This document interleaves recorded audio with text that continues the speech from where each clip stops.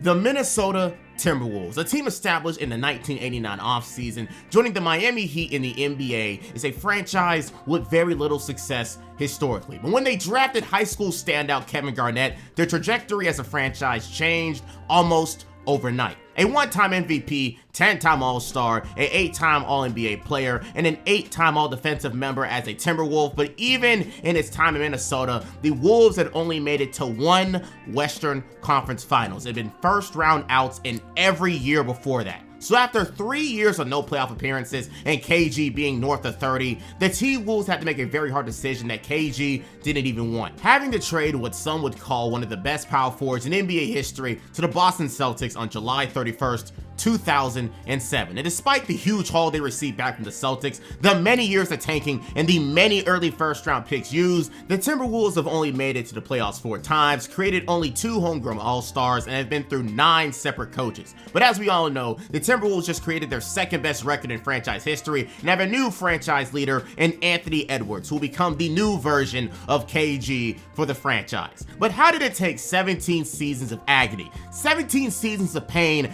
and 17 seasons of draft bust alongside of 17 seasons of mismanagement to even get to where we are now? Well, that would be the topic of today's deep dive, to find out just how the Minnesota Timberwolves took 17 seasons to truly rebuild after the Kevin Garnett era. And while you might know the basics, I am here to truly go into the many and numerous bad moves that created this long time drought. So with that being said, if you want to see more videos like this, be sure to like the video, as we are now officially on the road to 100,000 subscribers. So be sure to subscribe to be a part of that and to catch more videos. But as usual, this will be a long one, but you already know who it is. Wally! 3, 2, 1. Weights in the weight room, so he stitched up in the left.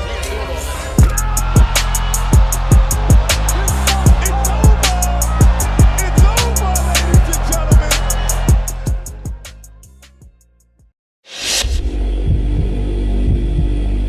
In the 2004 postseason, the Minnesota Timberwolves were on top of the NBA with a 58-24 record while also making the Western Conference Finals, and had the potential to stay there for a couple more years. But the downfall of the T-Wolves from this point was very much a sharp decline in the worst way possible. Going from a 58-24 record to starting your next season 25-26 is not the type of way you'd like to see a Western Conference Finals revenge tour go, but there was dysfunction from all over the roster that caused these lack of wins. Whether it was the contract disputes from Sam Cassell, Latrell Sprewell, and we all know what he thinks about money, and Troy Hudson, but what became more surprising was the fact that after this bad start, Flip Saunders would be fired after coaching the Timberwolves for 8 straight playoff appearances and 4 50-win seasons. But this start was probably the nail in the coffin, as he could never lead them all the way to the NBA Finals and winning it. And as we all know, the coaches will always be the scapegoat when the team doesn't meet expectations. But after this season, you see the foundation of this used to be consistent team leave piece by piece. Sam Cassell will be traded to the Clippers, Wally Zerviak will be traded to the Celtics, and Latrell Sprewell will retire at the end of the season. And you want to know why, for the people that don't know why? Because the 3-year, $21 million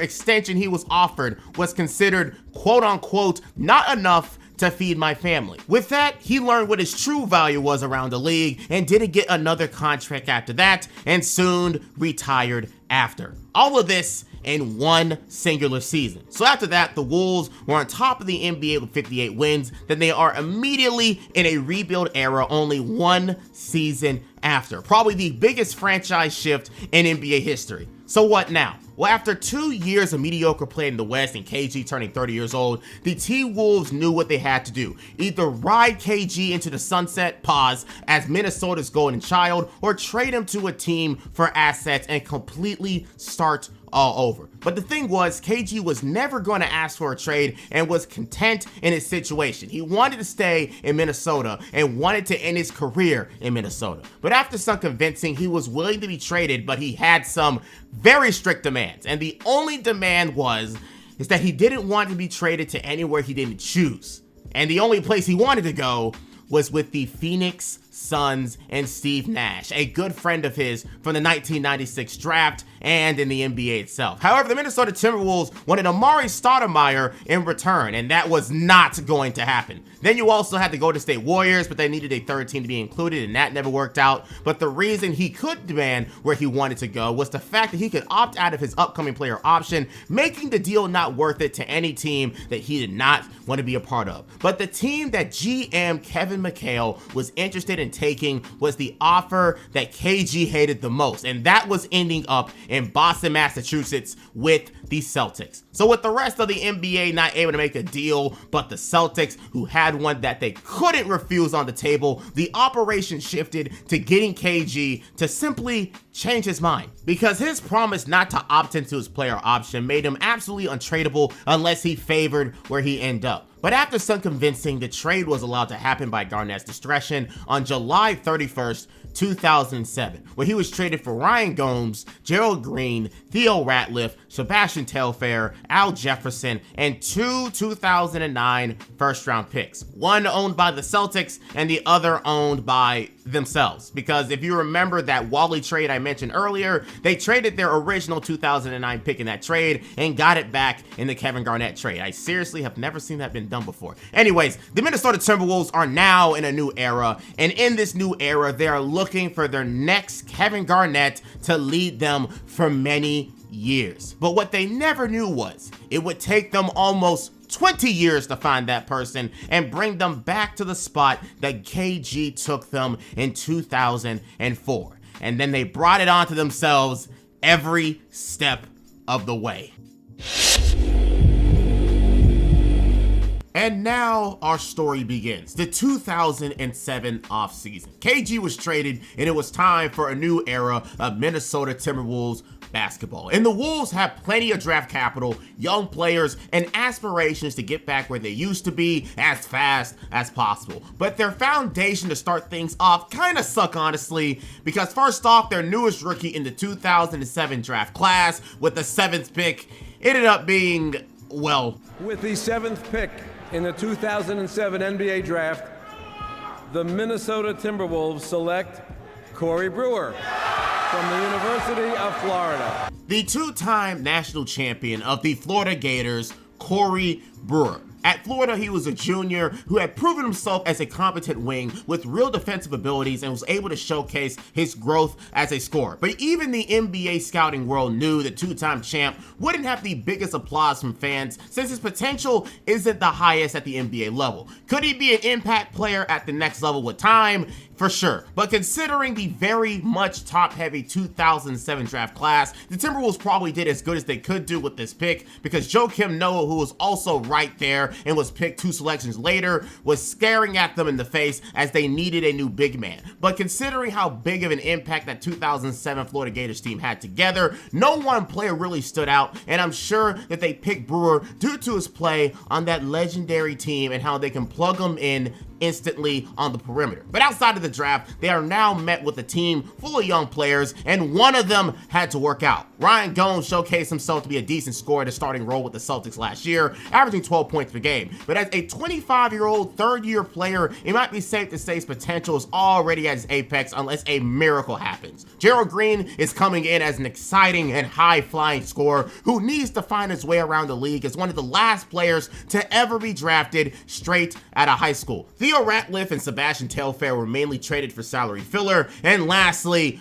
Big Al Jefferson, the most intriguing player that the Timberwolves wanted the most. In his third year in the NBA and getting his first look as a starter, Al Jefferson looked to be an up-and-coming big man in the league, averaging 16 points, 11 rebounds, and a block and a half per game. So while everybody else in this trade can be rather expendable in the right situation, Al Jefferson is the player the Timberwolves are most expecting to work out and to be a part of their future as a 22-year-old player with more time to develop his game. And as the summer went by, they made one more key move to even give them more future draft capital, which came on October 24th, 2007, where they traded Mark Blunt and Ricky Davis to Miami Heat for Mike Doliak, Wayne Simeon, and Antoine Walker, not Antonio Walker, and a future 2009 first-round pick from the Denver Nuggets. In an effort to get away from Antoine Walker's $8 million contract and to clear up cap space, the Wolves were willing to hold on to him for a price of a first-round pick, which the Heat were happy to give up as it wasn't their own. And while I won't tell you what this pick becomes, just know it was a very important move that could change their future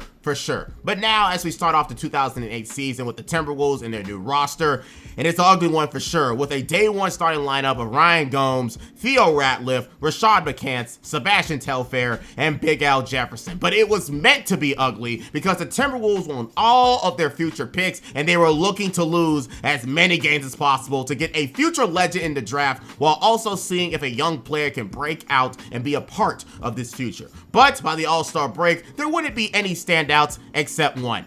Big Al Jefferson found himself to be the best player on the NBA team and absolutely took advantage of this opportunity in Minnesota, replacing KG's productivity, averaging a career high 21 points per game, 11 rebounds, and a block and a half. After a couple of years out of high school to get his body acclimated to the NBA game and getting his chance with the Celtics last year, the now 23-year-old Jefferson is now a quality big man that can really lead a team to wins. Problem is, he's playing at an all-star level, but not too many people on his team are even halfway decent. Ryan Gomes, as predicted, stayed a solid scorer in his starting role, and Rashad McCants as his sixth man was crazy enough the second leading scorer on the team. This is how bad of a team we're dealing with here. But the rest of the team, not too many bright spots at all. But with the youngest team in the NBA losing the way they are, one of them unfortunately wanted out, and it was Gerald Green, who was requesting a trade out of Minnesota due to his lack of playing time. But if you ask why he didn't play, GM Kevin McHale had a really short explanation for that, saying, quote, he was probably just the farthest away from readiness to play in NBA games, end quote. The early stages of Gerald Green's NBA career was highlighted by his immaturity, his raw game, and his lack of coachability, which made him an easy target to trade away, as McHale didn't view him as a true loss on the team, which got him traded on February 21st, 2008 to the Houston Rockets for Kirk Snyder and a 2010 second-round pick. But as the rest of the season carries on,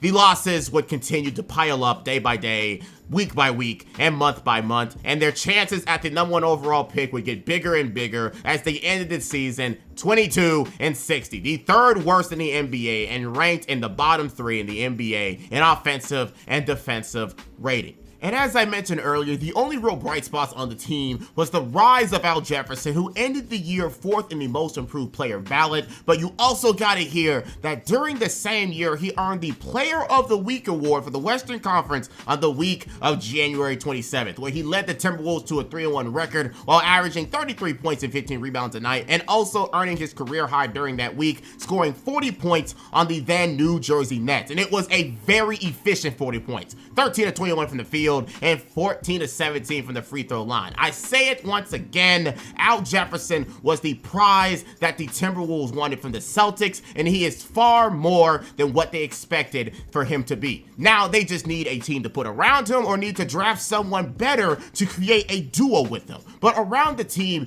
you have some real regrets. Corey Brewer in his rookie season was one of the worst starters in the NBA, if not the worst, scoring 5 points a night and shooting under 40% from the field. This while his other teammates and Al Horford and Joakim Noah from college are enjoying successful rookie campaigns individually. He was considered the worst out of the three, and the scouts who said this were only proven right. And as a 22-year-old rookie, this isn't a good look at all. And while the other pieces of the KG trade were as expected, the final stab to the heart was seeing KG win his first championship in the 2008 finals after many years of trying to do so in Minnesota, getting it in his first try in Boston. And of course, insert the anything is possible. So while KG is enjoying his most important season of his career, the team he just got traded from is now in the dumps trying to figure all out once again. But as the season ends, the Timberwolves get the third pick and not being screwed from the 9-1 jump the Chicago Bulls made. Cough, cough, the NBA draft is rigged, cough. The Timberwolves have a real chance at choosing a real game changer for their franchise with the highest pick they've had since their infamous KG pick in 1996. Rolling into the 2008 NBA draft, the Timberwolves are the most fortunate that the first class of their official rebuild is considered one of the best ones coming into it. And while they won't be getting the dazzling Derrick Rose from the Memphis Tigers, some say it's the unanimous first overall pick, the blessing of having a top 3 pick in an NBA draft class should never be taken for granted, because they can take other freshman phenoms, all with varying abilities and potential. Whether that is OJ Mayo or Michael Beasley, two of the best freshmen the NCAA has ever seen, or even the UCLA duo of Kevin Love and Russell Westbrook, who showed they can be future NBA team cornerstones. The Timberwolves have a very big decision to make, despite the fact that some say you literally cannot go wrong with any of the top 5 in that position in any order. But as Derrick Rose and Michael Beasley go 1 and 2 in the NBA draft, the Timberwolves went ahead and put in their pick of who they wanted to be the future of Minnesota basketball. With the 3rd pick in the 2008 NBA draft, the Minnesota Timberwolves select OJ Mayo from the University of Southern California.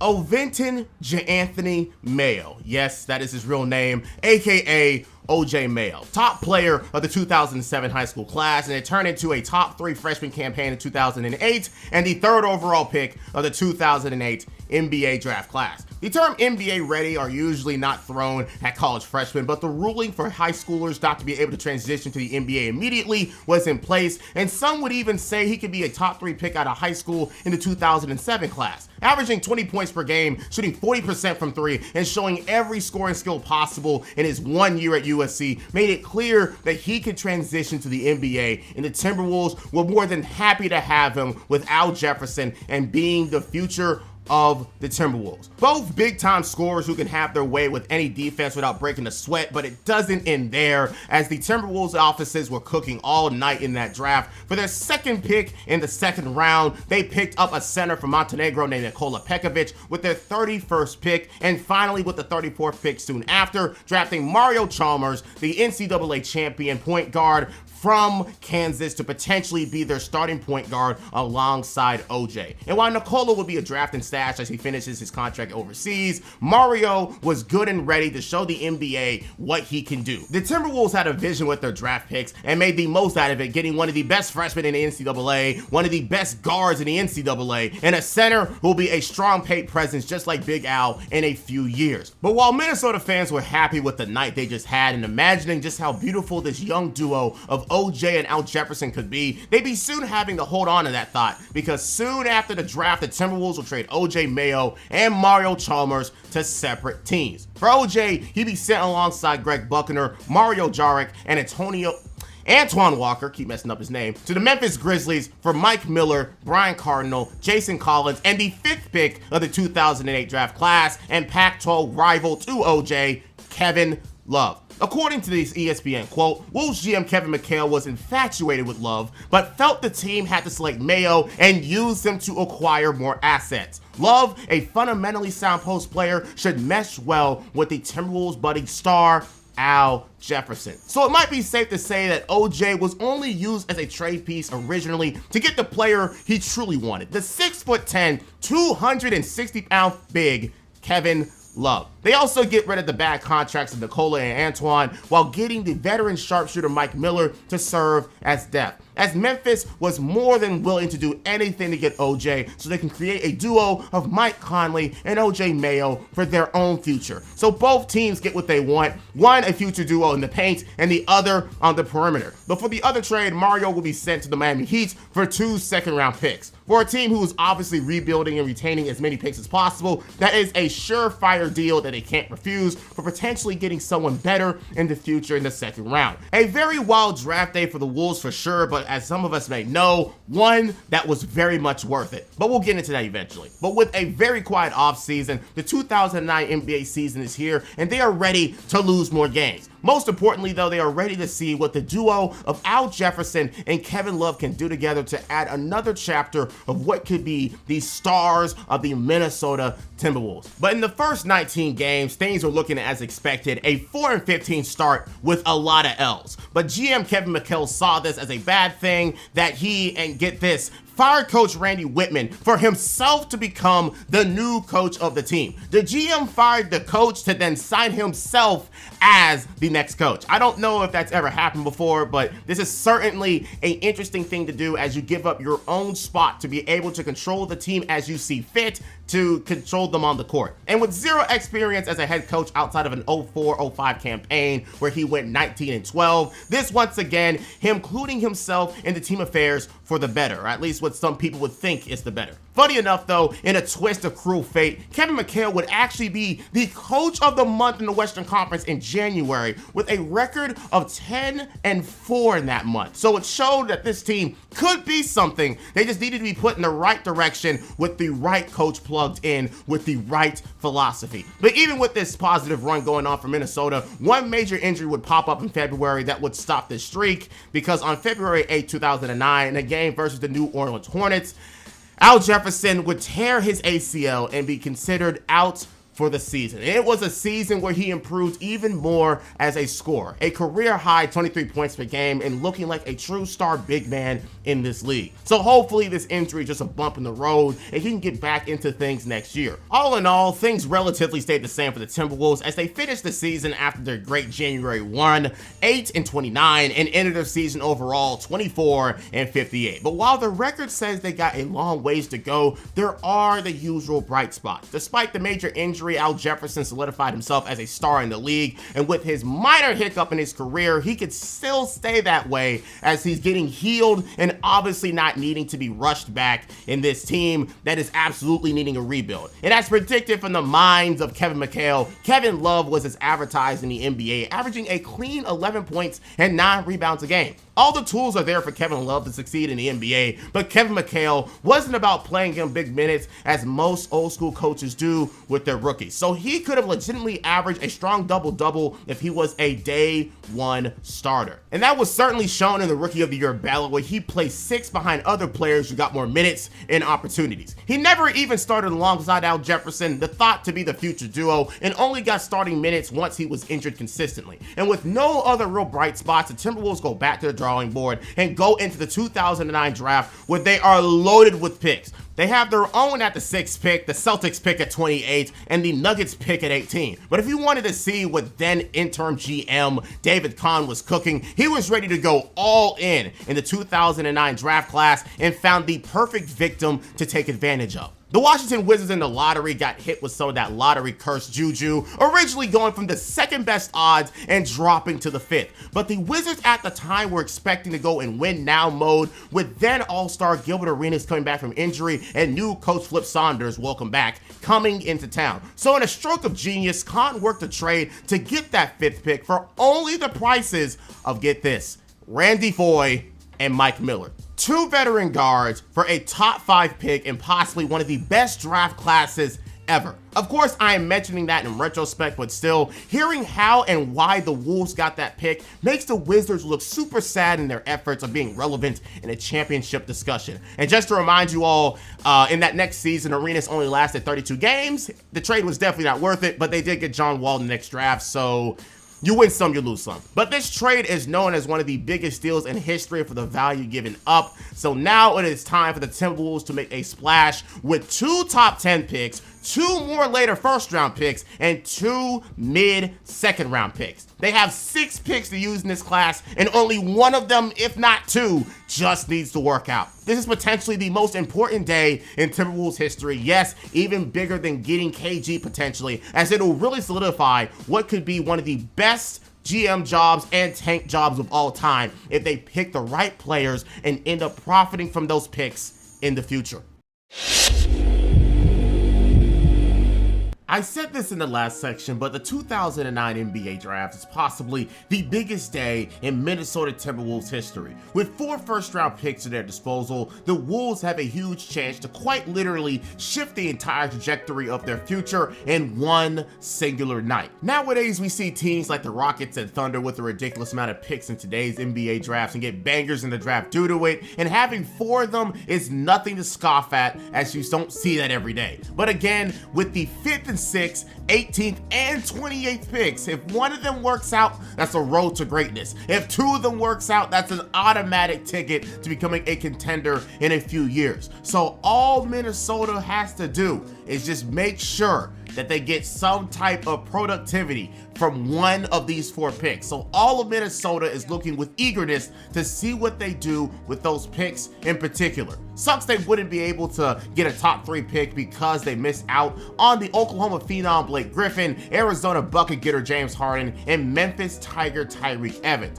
But let's not act like you don't get legends outside of the top 3 anyways. With the 5th and 6th pick, they still got products like Davidson Stephen Curry, USC's DeMar DeRozan, high school standout Brandon Jennings, and many others. But actually, to one of these prospects that could have been a Timberwolf, they absolutely rejected coming to any workouts and didn't want to be a part of their franchise in any way. That person was Stephen Curry. While researching this video, I found a 2017 article from the GM at the time, David Kahn, that claims that Del Curry didn't want Steph playing in Minnesota and that he doubled down in every way possible, denying all workouts and interviews with the Timberwolves. And as a funny tidbit in this article, Del Curry was most adamant about Steph not playing in quote-unquote Minnesota winners. So with Stephen Curry one of the best guards in the NCAA off the draft board because, well, he's been forced off of it, who will be their first pick of the 2009 NBA Draft?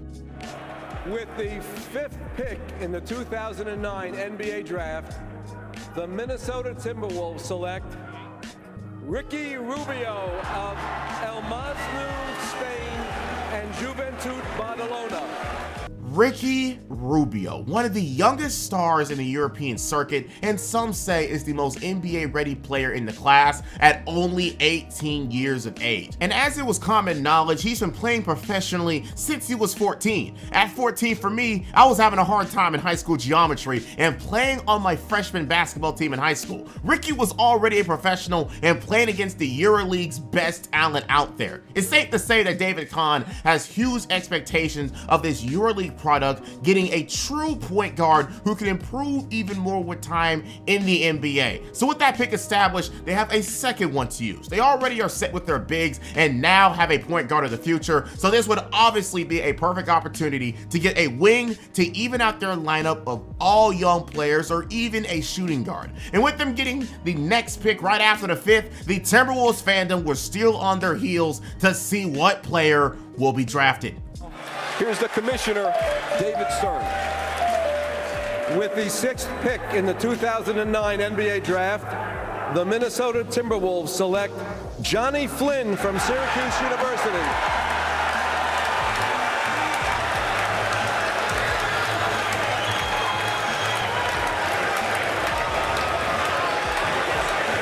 So we go from one point guard to another point guard. The 6th pick of the 2009 NBA Draft, after already drafting Ricky Rubio, is Johnny Flynn from Syracuse. And what makes things even more interesting is the fact that Johnny is even smaller than Ricky, possibly one of the more head-scratching decisions ever made in the NBA Draft, well, ever. But they made their decision, and I unfortunately had to talk about it. Johnny at Syracuse was a star in the Big East and was already a high school All-American, so it was safe to say his production going into college was expected to become a star. But for him to be drafted at this position and alongside another point guard is quite confusing for everyone watching. So instead of just speculating, let's read why David Kahn made this happen. According to Kahn, he wanted, quote, a backcourt of the future that included 2 versatile athletes who could rotate between point guard and shooting guard in an up-tempo system. And he also drafted him due to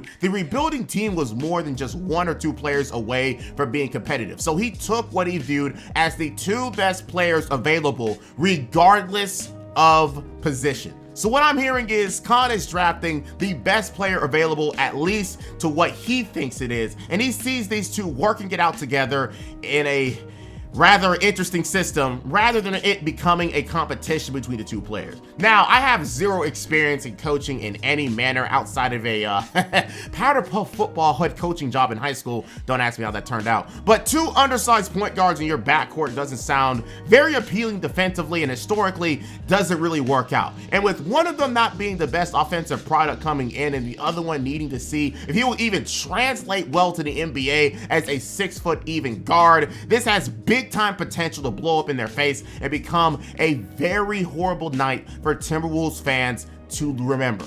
But again, they have 2 more first round picks to use, and only one of them needs to work out of the 4. With their 18th pick, they drafted another point guard, this time NCAA champion from North Carolina, Ty Lawson. But thankfully, he be traded that night to the Denver Nuggets for an unprotected 2010 first round pick, which is weird because I guess you could say that the Wolves didn't see anyone worth drafting if they only traded Lawson for a singular first round pick. And finally, with their 28th pick, the Timberwolves drafted another UNC national champion, Wayne Ellington, the sharpshooter, with the pick they got from the Boston Celtics trade for Al Jefferson. So with 4 first round picks, they drafted 3 guards, and the tallest one out of them is 6'4", and traded the other one for another pick next year.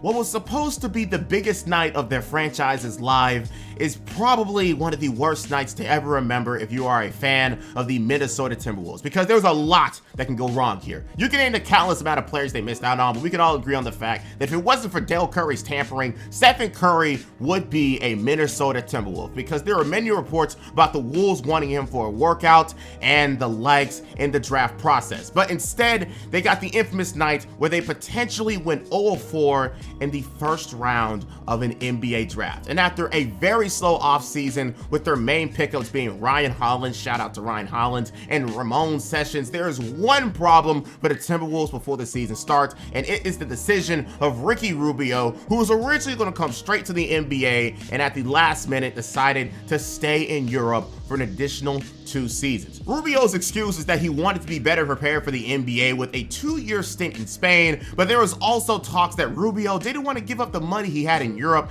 and the potential $8 million buyout clause that he would have to cough out his own money for to be able to become an NBA player. And the funny thing is, the NBA, due to their rules, can only compensate for $500,000 of it. Daily reminder that this sport is a business at the end of the day, and Ricky Rubio wanted his money. But going into the 2010 NBA season, they were without Ricky Rubio and now without a coach, as Kevin McHale was let go of his coaching duties during the summer. His replacement would be Clark Kent himself, Kurt Rambis, who was an assistant coach with the Lakers before this. And David Kahn made this hire himself due to Kurt's background in player development and knew that this era of the team was still very much deep in the tank. So Kurt Rambis was going to be here to see the youth development turn into something. And he was promised to be here long term, but let's just see how long that lasts. But it's crazy to imagine that this next season, where there's a little bit more optimism with Kevin Love's second season, Al Jefferson back from injury, and now the new rookies on the team looking to make this team better, starts off even worse than last year. They win their first game of the season against the New Jersey Nets in their home opener,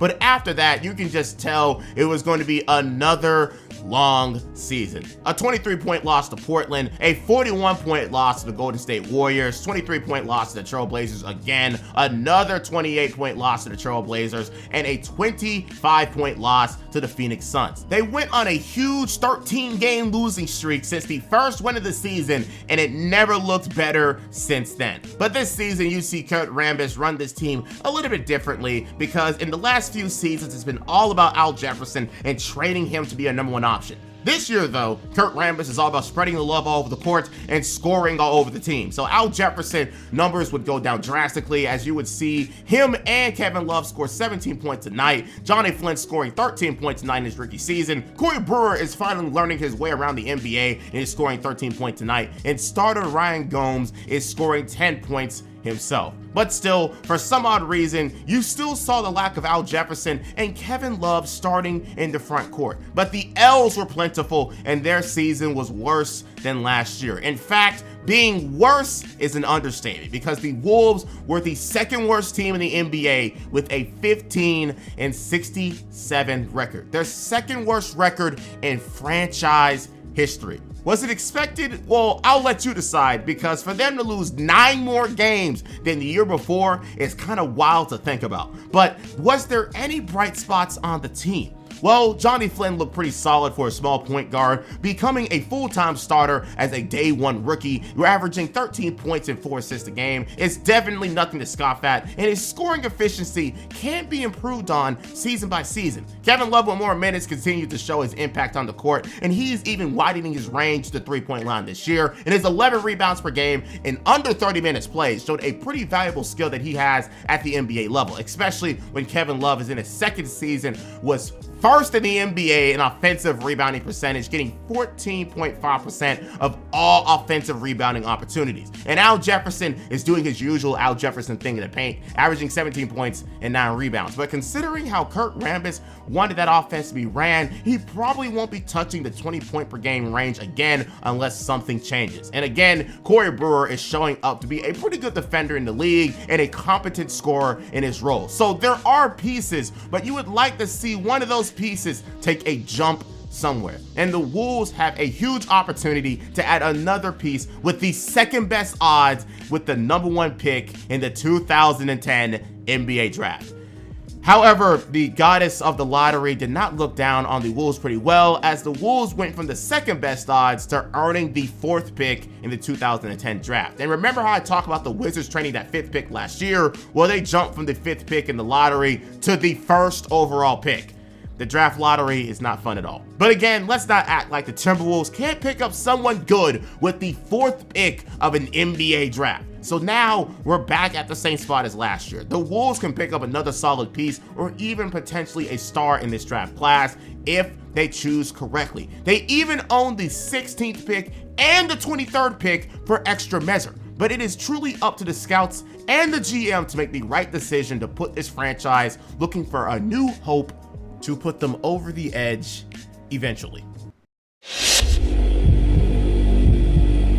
So out of the few drafts we've covered so far, there is arguably only one player who has worked out or shown potential of working out. That one person being Kevin Love. However, we're still waiting for a breakout year from him for sure. But going into the 2010 NBA draft, the T-Wolves have their 3rd straight top 5 pick to use, and by NBA standards, the Wolves should be in great position in their future if they have been in the top 5 in the draft for this long. However, their time in the draft only became harder due to the fact that the 2010 class was not the most highly rated by scouts due to the lack of young talent. And unless your name is the unanimous 1st overall pick John Wall, none of these other guys are a guarantee to work out. So the Wolves got to try that much harder just to get a productive pick. While some people think the art of the draft is easy, it's really not. But the crazy thing is, draft boards all over the internet had one person consistently going to Minnesota, and it was for a good reason. And as the 2010 draft was rolling through and the top 3 teams chose their picks, that one person everyone expected to go to Minnesota absolutely came true. With the 4th pick in the 2010 NBA draft, the Minnesota Timberwolves select Wesley Johnson of Syracuse University.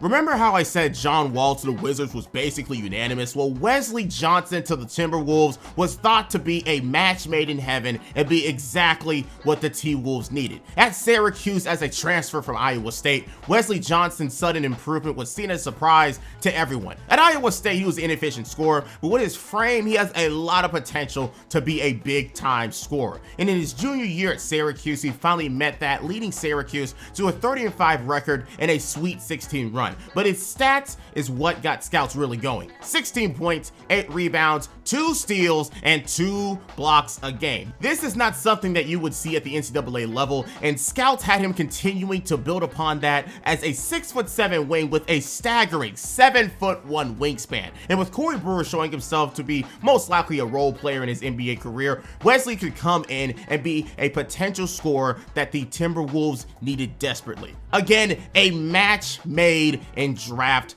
heaven. But while I'm here to talk about Wesley being the chosen one for the Timberwolves, what we actually got to talk about are the other 2 first-round picks they had for them. And unfortunately, they were traded once again. Trevor Booker and Luke Babbitt were chosen at both 16 and 23, but were soon traded for Marto Webster, as they also traded away Ryan Gomes to get him, so say goodbye to one of the only solid perimeter scorers they had on the team. And for Luke Babbitt, he was traded for draft and stash player Nemanja Bjelica and Lazar Hayward. Why would they do this? Couldn't tell you, as I couldn't find any info on it. But to trade away 3 first-round picks and 2 drafts while you're still tanking as a team is crazy work, if you ask me, because you just never know who will work out in this league. But as the Timberwolves walk out of the draft victorious in their minds, Wesley Johnson in tow, they would have a pretty interesting summer to deal with ahead of these next season. First, a big-time surprise. The Minnesota Timberwolves would trade big man Al Jefferson on July 12,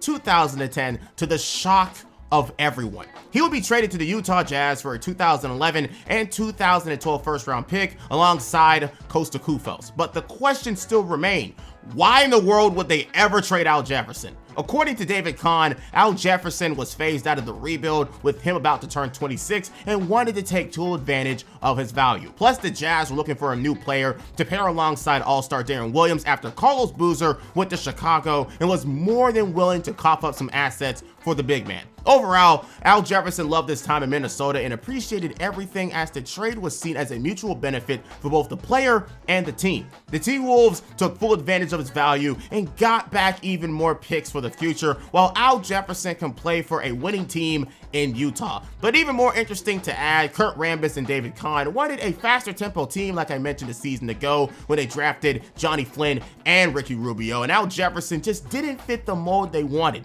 As you can imagine, just look at this big motherfucker. So this gives them even more room to make this system in their eyes that would make this team even better in the future. But while Minnesota fans were mourning the loss of an all-star level player that they've seen grow up in front of them, the T-Wolves were about to come into a new era, as the day before, the Timberwolves would only have to trade 2 second-round picks to trade for the second pick of the 2008 NBA draft, Michael Beasley. This trade was mainly done so easy for only 2 reasons. First one being the future arrival of LeBron James and Chris Bosh to Miami Heat, and the Heat needed to open up cap space to make those future deals work. And while Beasley was shown to be talented and translated his game to the NBA level, his antics and immaturity off the court in the league made him that much less valuable. But David Kahn was willing to give the talented Beasley a chance to try and mature in the NBA, so the Wolves got him on a mega discount. 2 future second-round picks. But can you blame them? LeBron James and Chris Bosh was coming to town, and I doubt they were even worried about what they can get back for him if they had a future all-time trio coming in instead. In 2 days, the Timberwolves once again transformed this team into something completely new, but this time fitting the system that David Kahn and Kurt Rambis wanted. Faster, sleeker, and thinner, unless you're Kevin Love. However, a core member of this new game plan would be missing during the season, that person being Johnny Flynn. The all-rookie second-team member would actually get a slight surgery during the end of the season last year that was supposed to handle a hip injury he sustained last year. But after re-aggravating that same hip in the summer, he would end up missing substantial time during the beginning of this next season. Luckily, they signed veteran Luke Riddenauer, but it's still a bad blow to their roster, and again, their young core becomes even weaker. But in the beginning of the season, you would see more of the same issues. The Timberwolves just couldn't win games, but they finally had a huge surprise take form. Their pick in the 2008 class finally becomes a full-time starter and makes the absolute most of being the main scorer. Kevin Love started the 2011 season on an absolute tear, because in their 10th game of the season, Kevin Love and the Wolves went against the New York Knicks, and K-Love scored 31 points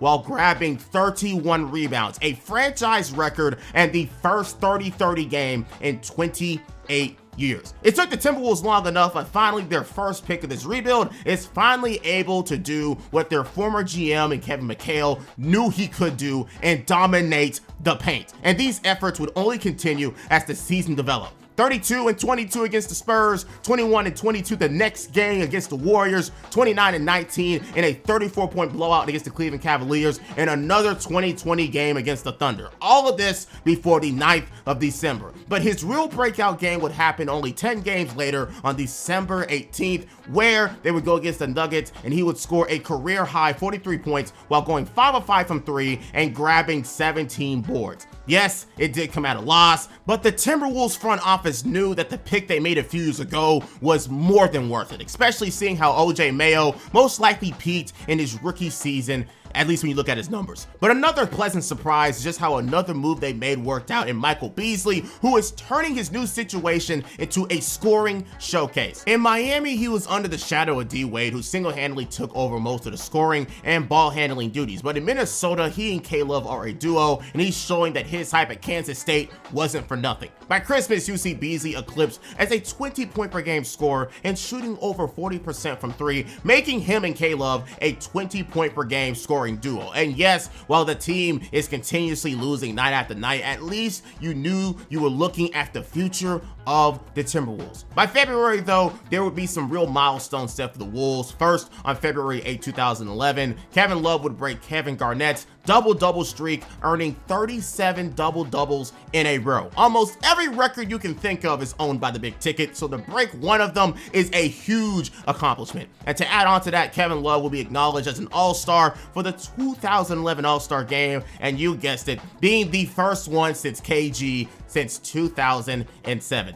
At this point, you can imagine that the front office thinks that they finally found their new age KG, the person meant to take them to the promised land one day. The team is still a work in progress, but they can truly say that they have their cornerstone to work this team around. Honestly, it didn't take them long, but things could have been a whole lot better, and you know exactly what I mean by that. But one more development would hit the Timberwolves hard, and that's the deteriorating health of Johnny Flynn, who came back from surgery, but the coaching staff and management all around can see that his game is a lot weaker than it was pre-injury. According to Coach Kurt Rambis, quote, "In my opinion, Flynn came back way too soon. I could see that he wasn't ready to explode off that leg. He hadn't fully recovered from it. Management was pushing him to come back to start playing. I didn't think he was ready to play. The surgeon felt like he had recovered from his surgery and was ready to play, but was just watching him out there. He wasn't able to do the things he was able to do prior to the surgery. I didn't think he was ready to play, and as a result, he didn't play anywhere near his level that he ended his first season with. He lost a lot of confidence. Fans were booing him, and we weren't playing well as a team." For my athletes out there, I'm sure I don't have to mention the toll injuries put on you both physically and especially mentally. To truly not be yourself after an injury like that, and then for your fans to boo at you for it, is an absolutely terrible thing. But Johnny's role would be diminished due to this injury and his deteriorating health, as he was mainly a bench player playing a role. And finally, one more last update. At the trade deadline, the Minnesota Timberwolves decided to make a move, or at least be a part of a move. The viral Carmelo Anthony to New York move. I won't go over that entire thing. In fact, I'll just tell you to watch my Carmelo video I made on it last year, where I go into full depth about that. But the Minnesota Timberwolves were in it and traded away their lottery pick in 2007 Corey Brewer and Costa Kufos to get back Anthony Randolph and Eddie Curry. Why? Well, due to this thing called the internet, I really couldn't tell you, because they'd soon waived Curry and ate up his cap, where he was making $11 million that season. But with this trade, they lose a valuable role player who they raised to be a good 3-and-D wing. And considering all they got back was basically nothing, I just don't see how this was allowed to happen. And for the final update of the season, Kevin Love is forever etched into history as he breaks a long-standing record.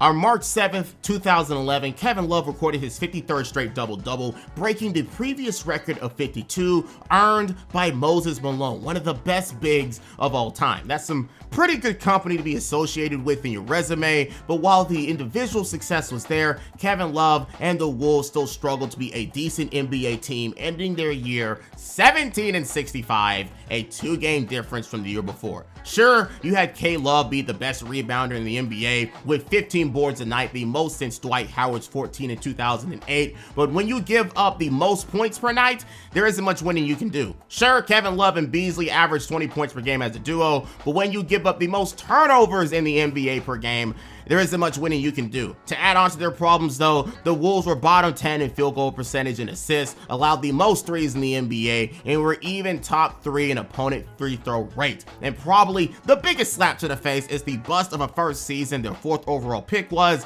and Wesley Johnson, who was a primary starter in his rookie season, but he looked completely lost in his rookie season, only being able to score 9 points a night, but on a terrible 39% from the field. Granted, his scoring numbers were probably capped due to Beasley and Love, but it wasn't a great first impression at all, considering how much hope the GMs had for him to produce immediately in some way as a older rookie. The problems were everywhere for this team, and it needed a potential overhaul at the head coaching side to change it. But with this 17-65 record, the Timberwolves would own the worst record in the NBA, which means they are in prime position to get the Duke Blue Devil Kyrie Irving with the 1st overall pick.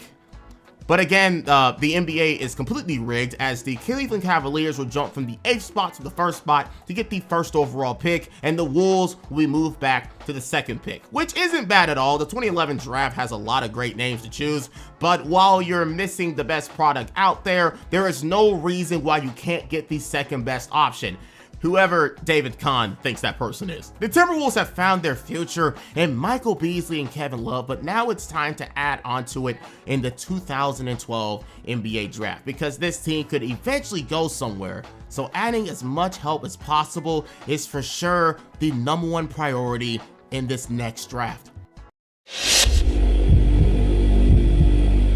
The 2011 offseason. Going into the next stage of this rebuild, this means the Timberwolves are trying to either patch up their issues or just straight up be better. But what's better than having the 2nd overall pick in the 2011 draft class and having the ability to straight up bolster your roster with talent of young players? And what's better, the Timberwolves have 2 first-round picks to work with to make this happen. They own their own at the 2nd spot and the Jazz's at the 20th spot. But we still have to talk about how we've seen this team whiff hard, even with 4 of them. So is there any real optimism they can do well with just 2? Well, when you're the owner of the 2nd pick, you are thought to make something happen. But the problem was there was no clear number 2 in this NBA draft class, or at least from the aspect of, will this player do well in the NBA automatically? Some reporters claim that the 2011 draft class is one of the worst in modern history coming up, which is crazy in retrospect, but in the now, this was a highly credited opinion from scouts all over the league. So as Kyrie Irving goes 1st overall to the Cleveland Cavaliers, the Minnesota Timberwolves have a lot of question marks to choose from.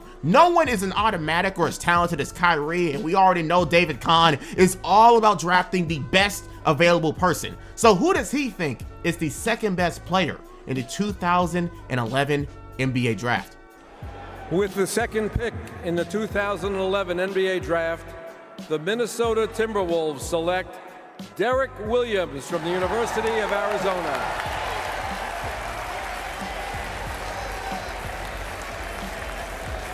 Derek Williams, the sophomore from Arizona, who in some draft boards, scouts thought he even toppled Kyrie Irving, who only played 11 games due to a lower body injury. But Derek played an entire season and looked like one of the best players in college basketball. In his sophomore season, he dominated the NCAA ranks as a 6'8", 235-pound forward and looked like a god amongst men. 19 points and 8 rebounds a game while shooting nearly 60% from the field. And remember, he is only 6'8" and showing a serviceable jump shot, shooting a 3-pointer a night at a decent rate. Scouts raved his NBA-ready body, where he can come in and automatically give you production in a similar manner he did in college. Some even say he was like a smaller Blake Griffin with a better jump shot. Very high praise to be compared to a player of that caliber. But while the cheering was loud, the questions came up, and there were plenty of them. Yes, Derek did play a lot of forward in the NCAA, but in the NBA, where does he fit, especially on his own team? With Kevin Love and Michael Beasley playing the 3 and 4 spots, is there any room for Derek on this team? Is he an automatic to be playing over the upcoming 2nd-year player Wesley Johnson? Logically speaking, this can turn into a nightmare, because how do you expect this rookie to work out if you have your front court already established? And unless you're going to put K-Love at the center spot, bad idea by the way, that move was just going to be another one of David Kahn's blunders in the draft, going for talent and not for fit. There are other guys he could have looked for, but again, considering how badly rated this draft was coming in, I kinda can't blame him to an extent. But overall, this draft night was hectic for the Bulls. They went ahead and drafted Lithuanian big man Donatas Motiejunas with the 20th pick. However, don't get too attached to him because he and the 2009 6th overall pick Johnny Flynn will be shipped off on draft night to the Houston Rockets. Yep, it's time to talk about one of the most major L's that the Timberwolves took in the draft, because we already had Corey Brewer being traded, and now the pick they had 2 years later is gone, as Flynn, who has struggled to even play and stay healthy, is being shipped only after 2 short seasons in Minnesota. One that showed potential, and the other one a complete downfall in another 365-day span. Can we really say that Johnny Flynn wasn't going to work out in the league? Well, the injury and his mentality says no, but if things were different, you just truly never know, especially after his first season where he did show promise. But he and Donatas would be traded to the Rockets for a package of Brad Miller, Chandler Parsons, Nikola Mirotic, and a 2013 first-round pick. But don't even get too attached to them, because Chandler would be traded back to Houston and Mirotic would be traded to the Bulls, both for cash considerations. And since they won't be mentioned again, the Wolves could have used the talents of both of these guys if they stayed on the same path they did in the league. Well, except Chandler Parsons' injury history, but we don't talk about that. So overall, all they obtained from this draft was a big risk in Derek Williams, at least considering how their team is made up, and a lot of draft assets from trade. But as we all know from the duration of this timeline, David Kahn is known for making trades for draft assets, and he's been very heavy about them. But the only thing about that is, barely any of them have worked out outside of Kevin Love from the OJ Mayo trade and Michael Beasley from the trade last offseason for simply 2 second-round picks. But another thing the Timberwolves have done a lot in this timeline is changing coaches, because on July 12, 2011, the Wolves would fire Kurt Rambis after 2 seasons with the Wolves and a combined record of 32 and 132, a wild ass record for a coach. But this 2-year tenure of Kurt Rambis came with a lot of drama between himself and David Kahn, mainly from the aspect of differences of how the team should be ran and other things I won't mention. The details are all over the place, but just know that Kurt Rambis wasn't the most professional man on the planet on his way out, and the way he handled things after knowing he might not return as the coach next season. But let's lighten up this mood with good news. Ricky Rubio, their other pick in 2009, is finally coming in to be with the team after his 2-year stint in Europe. But in Europe, where he was saying that he was going to improve for the NBA, his numbers didn't insist that much, and he was hovering around the same numbers he had before he got drafted. In his defense, the EuroLeague and the NBA are completely different products, but at their bare minimum, his scoring ability is called into question before he even stepped onto an NBA court. And for the last development, we have our next coach of the Timberwolves. This time, no more risk with new talent. This time, they play it safe with Rick Adelman, the former coach of the Houston Rockets, with Yao Ming and Tracy McGrady. And with 16 separate playoff appearances, he knows a thing or two about making the postseason and coaching competent teams. And with K Love's amazing season from the year before, he has a piece already known that can win this team games. He just got to worry about the rest of the roster and making the team around Kevin Love halfway decent. But with the upcoming NBA lockout, it will be kind of hard having no team activities happen during the lockout. And even worse, David Kahn gave Michael Beasley a chance to show growth and maturity in Minnesota, and during the lockout, he would get caught speeding on the highway while also having weed in his car, but due to the lockout happening, he would not be punished by the NBA.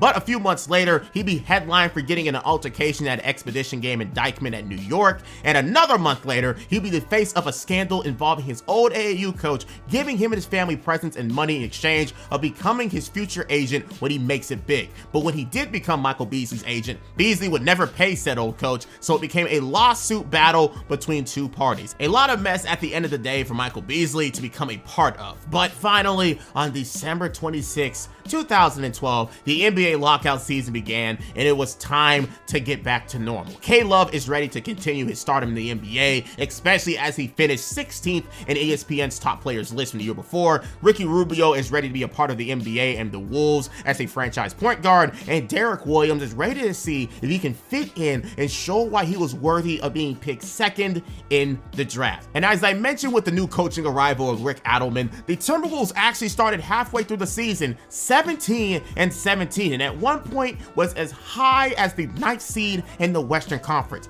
It was all highlighted by, as you can guess, Kevin Love, who was continuing his reign on the NBA, averaging a career-high 26 points per game, which ranked him 4th in the NBA, and was 2nd in rebounds with 13 a night. Certainly one of the most dominant players in the league that year. He even showed elements of a clutch gene, making a game-winning shot on January 20th against the Los Angeles Clippers, because, of course, he had to do it on my favorite team. Their only lead, the Timberwolves tonight, was at 2-0, trying to win it here. Love! Got it! Oh my, oh my, oh my. Is that great basketball or what? What a great win for Minnesota. But this truly wasn't led by his play alone. The rookie season of a 21-year-old Ricky Rubio, who already was a top 5 playmaker in the NBA, averaging 8 assists a night and even getting a career-high 14 in his 8th game of his career. The move made by David Kahn was a good one off the bat, but his main weaknesses from the EuroLeague were still showing in the NBA, being a below-average, if not just plain bad scorer in general. But as a playmaker and even as a defender, he is already playing like a 10-year veteran in his role. And for another nice surprise, the 2nd round pick of the 2009 draft, Nikola Pekovic, is showing why he was drafted in the first place, becoming a starter with the team and a force of nature in the paint alongside Kevin Love, and an easy target for assists for Ricky Rubio, averaging a second-team best 14 points per game. This team had depth and weapons all over, and the strategy of Rick Adelman made the Timberwolves look like a team on the rise, but it wasn't all perfection around the team. First, you had the contract disputes of Kevin Love, who wanted to obtain a max rookie extension to solidify himself as the designated player of the Timberwolves. But David Kahn was not having it for some reason. I seriously don't see who else would have that label, but just know it got so bad that Kahn literally bursted in the locker room once with a contract in hand that served as an ultimatum to Kevin Love. And while Love didn't accept this deal, eventually him and Kahn came to an agreement, which came to a contract deal of 4 years and $62 million, with the 4th year being a player option. As you can imagine, Love was not a fan of this deal, but if he felt a certain way, he could always leave in the 2015 free agency class as an unrestricted free agent. The other problem though, Michael Beasley, the once 20-point per game scorer for the Wolves, is now a bench player. After sustaining an early foot injury in the season, he will be demoted to be a primary player off the bench for Luke Rittenauer as the shooting guard and moving up Wesley Johnson to the small forward spot. And it just seemed like Beasley could never work his way back up to the starting lineup after that injury that only took him out for 7 measly games. But it was safe to say that Coach Adelman just went with what was working wins-wise. Despite that though, the Wolves were competitive somewhat. And in the Wild Western Conference, it was a great start to Rick Adelman's tenure as the coach. Come February though, once again Kevin Love will be recognized as an all-star member of the Western Conference for his more than dominant play for the season so far. But I think his true highlight of the weekend was the fact that he, as a big man, beat Kevin Durant in the 2012 three-point shootout, beating the likes of Mario Chalmers, James Jones, Anthony Morrow, KD, and Ryan Anderson. Okay, it wasn't the most star-studded event ever, but Kevin Love's name only became that much larger around the league due to his performance. As a player, as a rebounding machine, as a shooter, and as the leader of the Timberwolves. Things after the All-Star break would start to slow down though. Ricky Rubio would sustain an ACL and LCL tear running into Kobe Bryant on March the 9th, and as a major contributor to the Timberwolves' early success, you'd start to see the decline of the Wolves night by night. And these losses reminded the fandom of last year, where they looked like they didn't even know how to play basketball. From the All-Star break to the end of the season, the Wolves went 9-23 and dropped off offensively big time, being a beneficiary of Ricky Rubio's passing. Kevin Love tried his best to carry this team though, especially where he went toe-to-toe with the eventual final representatives in the West, the OKC Thunder, going to a double overtime battle, scoring a career-high 51 points against them. But K-Love just can't do it all by himself. At the end of the season though, he was very vocal about his frustrations about not making the playoffs and ending the year 26-40. And while this was the best record they had since the 06-07 season, that is very sad to say, it was nowhere near close to making the postseason. So now the pressure is on the Timberwolves front office because K-Love can get tired of this and leave using that player option that David Kahn gave him early in the year. And he is a top player in the league, or at least getting there. Wasting potential like that is a bad look, almost in the same way KG's time was wasted in Minnesota to some people in the NBA fandom. But let's look around the team. We already spoke about the fall off of Michael Beasley talent-wise, who is now going to be a free agent, an unrestricted free agent at that. So what about the other wing guys who could potentially replace his productivity? Well, Wesley Johnson still continues to be disappointing, even as a starter for the second season in a row, somewhat confirming people's thoughts that he just can't translate to the NBA game. But now we have another interesting young player doing the same in Derek Williams. All of his tools that was being praised in college are not translating well in the NBA. His body isn't taking the interior defenses of the NBA well at all, and his ability to increase his range to the three-point line is a joke, shooting in the 20s three-point percentage wise. Now, can he figure it out some way in the NBA? Sure, but does he have a lot to work on, only averaging 8 points per game in his rookie season? Yes. Only the patience of the Timberwolves can save him and Wesley, however long that'll last. But even with all the negativity around the team, there is still something to celebrate. Kevin Love made the NBA's All-NBA second team at the forward spot, a huge accomplishment and accolade for his career, and as you can imagine, being the first T-Wolf since Kevin Garnett to be a part of that legendary club. This only confirms more that K-Love is a household name and has a lot to offer to this team. He just needs help, and desperately. And joining him in the postseason award race is Ricky Rubio, who made the all-rookie first team and was the runner-up in the Rookie of the Year race, losing to Kyrie Irving, and by a landslide, by the way. But as a fun fact, did you know that Iman Shumpert, Kawhi Leonard, and Kenneth Faried all earned first-place votes, but Ricky got 0? Just something to think about. And yes, Derek Williams was on the all-rookie second team also. But anyways, as the season ends, there are a lot of things to build on. You have Kevin Love, who's easily a franchise guy for them, and Ricky, who is already a top playmaker in the NBA. But the team around him needs a lot of development to take this team anywhere near the postseason, especially in the 2010s era of the Western Conference. But in this offseason, they wouldn't get much help adding new young talent because they traded their 2012 pick, which placed 10th in the class, to the Clippers in 2005 in a future pick trade, by the way. So the only pick they do have is a 18th pick from the Jazz in the Al Jefferson trade, which also got traded to the Houston Rockets for a third-year Chase Budinger. Yes, you heard that right. Chase Budinger got traded for the 18th pick in the 2012 NBA draft. Why? Because he played under Alderman in Houston, and he was a suggestion from the coach himself, as he was thought to be a player who can improve into a good player eventually. Just listen to this quote from ESPN. "Chase was an integral part of our team in Houston my last 2 years as a coach there," Adelman said. "He will help our perimeter game with his athleticism and shooting ability. Chase's game has improved in each of his 3 seasons in the NBA, and we look forward to that continuing here in Minnesota, hopefully." So with no draft picks and a lot of questions around the roster, what fate does this Timberwolves team have? Because the questions around this roster are plentiful. Will this offseason be treated as important by the front office? Who is going to improve in this offseason? Will David Kahn make a move worthy of sparking a light in this team? And will another year of Kevin Love's play be wasted? Guess we'll just have to see.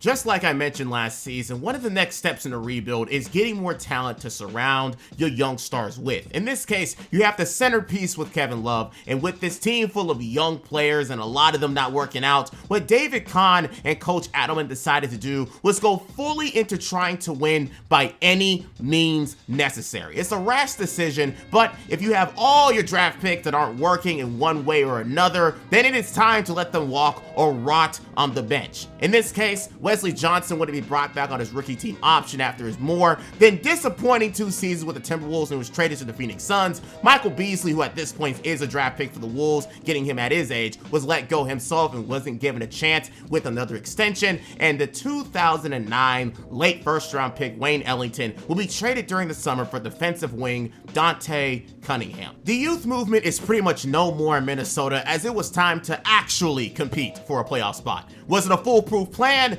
not by any means, but it's better than repeating the same game every year where one or two guys are good and none of the young guys that you drafted are doing anything that would suggest there is going to be a future come up. To replace some of the youth on the team, and remember, this is Minnesota we're talking about, so it isn't a prime time free agent destination. Shout out to anyone who lives in Minnesota in the slightest, but the Timberwolves signed Russian point guard Alexei Shved, who at this point had zero NBA experience and wasn't even a draft pick by anyone in the past. He was just straight up brought in from his overseas team. But to continue, they also signed NBA veteran Andrei Kirilenko, AK-47, and lastly, as a surprise to everyone, what was left of Brandon Roy in 2013, who at this point was coming out of retirement to play after receiving many treatments for his knees. And it was a fully expected fact that he was going to be a starter for this team day one for a full-on resurgence of his career. So if he could be brought on to be something strong as an offensive force that he used to be at an amazing value with his 2-year and $10 million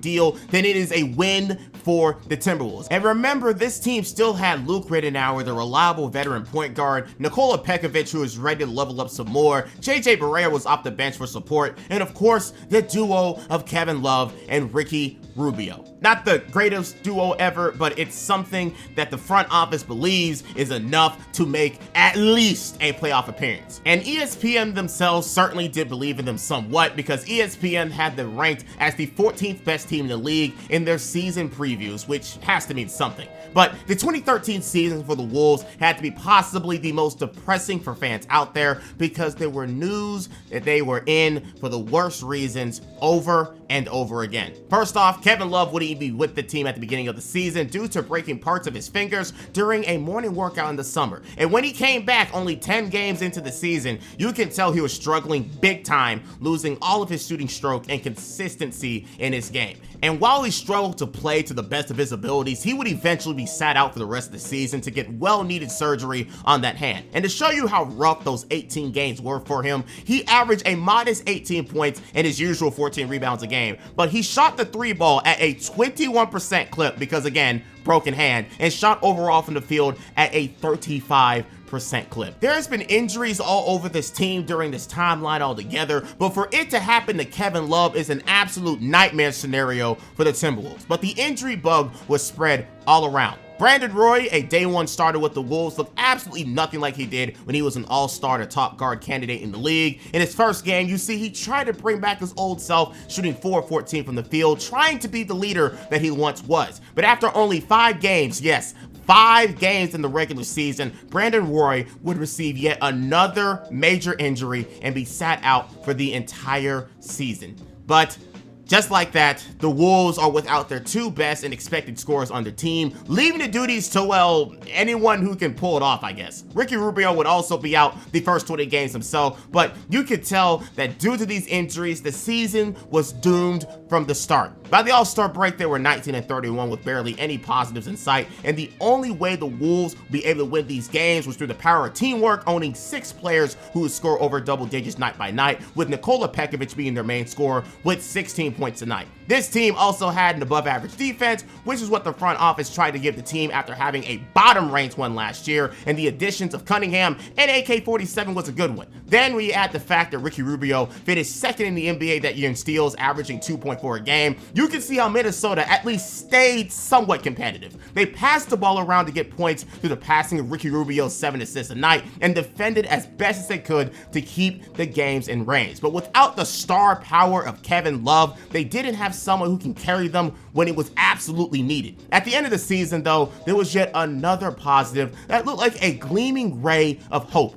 The Timberwolves improved once again on their record with a 31-51 record, the best record in this video, and a 5-game increase from the year before. And this was without Kevin Love for basically the entire season. So that's gotta show that this team can do something with a star player on that team for sure, and with the absolute great coaching of Rick Adelman. But K-Love, after the season was done once again, complaining to the front office about the lack of power on this team and the amount of losing and the fact that they never made the playoffs since he's been there. And due to that, on May 2nd, 2013, David Kahn will be fired from his GM duties effective immediately. A lot of Timberwolves fans to this day blame a lot of the early 2010 failures on David himself and regarded him as one of the worst GMs of all time. We can go down the list of how many times he has whiffed majorly. Whether it was the 2009 draft where he missed out on multiple All-NBA talent for what he believed were the best available players, aka Johnny Flynn and Ricky Rubio, and you can repeat that same exact logic for every draft he took a part of. His constant need of trading assets to get more draft capital, even though he would then use that draft capital to draft absolutely no hits his entire time in office, and even his player relationship skills were not the best. So it was good riddance to him for a new person to be at that seat. This time being the return of beloved Timberwolves icon Flip Saunders, who is now serving as the GM of the team. And while this was his first time in a position like this, it is up to him to now make the decisions to get this team right on track this time around. And looking around the team, was there much to see in the eyes of improvement? Maybe the fact that Derek Williams improved on his numbers from the year before, I guess, but other than that, this team is as stagnant as it ever was. And what's worse, we got another dud in the draft, this time even worse than the 2011 draft class according to experts, and the Timberwolves were blessed, or cursed I guess, to have 2 picks in the first round of the 2013 class. Their own at the 9th pick and the 26th pick from the Rockets, originally the Grizzlies. So now, in this new era with Flip Saunders back at the helm and an already experienced coach who has shown his worth and improved the Timberwolves record 2 seasons in a row, is this the combo the Timberwolves have been waiting for to finally make some noise in the Western Conference? With the return of Flip Saunders, the franchise where he started his coaching career in the NBA with, it is his job now to turn them back into the perennial playoff team he coached back in the 90s and 2000s as the team's general manager. But considering how much of a mess David Kahn created, it is his job first of all to fix what David Kahn has done. But there is one thing that Flip could take advantage of, and that was the use of the 9th pick in the 2013 NBA draft and the later pick he got last year. Only problem is the 2013 NBA class was garbage. I won't go into what people said about this class in particular, because if you've been around the NBA for a bit, you just know what the talking points were and you just knew how bad things can get. For those who don't, just imagine a draft class where Nerlens Noel was considered to be the #1 pick of an NBA draft. So I guess it was up to them now to try and just make the most out of it, or maybe even trade that pick for another investment in a future class. But after 8 picks of more than interesting people, the Wolves were on the board and it was time for them to make a decision. You know what? I won't even try to play around with this terrible fucking draft class. This doesn't deserve me showing who they actually got, because the Timberwolves drafted Naismith Award winner Trey Burke from Michigan. The sophomore is one of the few underclassmen ever to earn that award historically, and with his array of shot creation skills and playmaking skills, he is what some people would see as a future scoring guard in the NBA. But just like many of guards out there, his main hit to his stock was the fact that he was listed at 6 foot even, and due to that, having big time questions of his use defensively and his ability to translate his scoring ability at the NBA level. Now, where have I heard that before? But anyways, don't get too attached to him, because Flip Saunders was already cooking in his role as the GM and taking advantage of a team who wanted him desperately. That team being once again the Utah Jazz, who was stuck at the 14th pick and wanted to move up, and they were more than willing to make a move with the Timberwolves to get who they thought was the best player in the class. And with the price that Flip was asking for, getting 2 of the Jazz's first round picks in the 2013 draft. First, the 14th pick in Shabazz Muhammad, the top-ranked high school recruit in the 2012 class, and UCLA freshman standout who averaged 17 points per game, but due to his little injuries here and there and his very much unorthodox game, he fell despite his more than good freshman year. And for his other prize, Gorgui Dieng, the 21st pick and NCAA champion from last year. He's mainly just your run-of-the-mill defensive center with very little offensive game, but he was a willing passer and a strong finisher alongside his 7'3" wingspan wingspan and has a lot of upside as a lockdown paint defender. I'd argue that's a pretty good trade if either of those two guys work out or they both become productive members of a future core. The Timberwolves would also draft Andre Roberson at the 23rd pick, but he was traded very quickly himself to the Golden State Warriors for a 2014 second-round pick and cash consideration. So basically nothing. I'm not a big fan when teams do that. And the draft is now over and done with. Some would argue the Timberwolves were a top 5 team in that draft, garnering 2 guys who at times could be decent or at least be quality role players on their team. And considering how all around confusing this draft class was, that's honestly not a bad payout if you ask me. But this team still has a lot of ways to go to appease Kevin Love's wishes of becoming a playoff team. So Flip Saunders gets right to work in this offseason to get Kevin Love his best teammate of his career so far. Because if you look closely at the Western Conference, there was a certain dispute happening in Oklahoma City that Saunders took advantage of. Just like with James Harden, Kevin Martin was coming up on a contract year and Sam Presti had no money to give him, or at least as much as he wanted after ending the year 4th place on the 6th Man of the Year ballot. So Saunders saw an opportunity and went to Presti to make a trade to clear the Thunder from losing out on him for nothing in a sign and trade deal. Kmart signed a deal for 4 years and $27 million and was being traded to the Timberwolves. But it also came with them having to give up veteran Luke Rittenauer to the Milwaukee Bucks alongside a second-round pick to get the deal done. Via reports, Luke was a favorite of Coach Adelman, but he described this move as, quote, "Sometimes you have to give up things you don't really want to, but you have to look at where you want to go at the end," knowing it was a very worthy sacrifice for the future of the Timberwolves' ambitions. The summer didn't end there, though. There was a lot more that the team had to do to go on and get this team ready for a potential playoff run. Getting Ronnie Turiaf in free agency, bringing back Corey Brewer after his time in Dallas, who won a championship, and now with Kmart, a former 20-point per game scorer on the team, playing alongside one of the best playmakers in the NBA, and Kevin Love ready for his comeback season. Will this finally be the year the Timberwolves make the playoffs for the first time since 2004? Well, in the Western Conference, where the 8th seed won 45 games last year, there is a clear challenge the Wolves have to face to even expect being close to being a playoff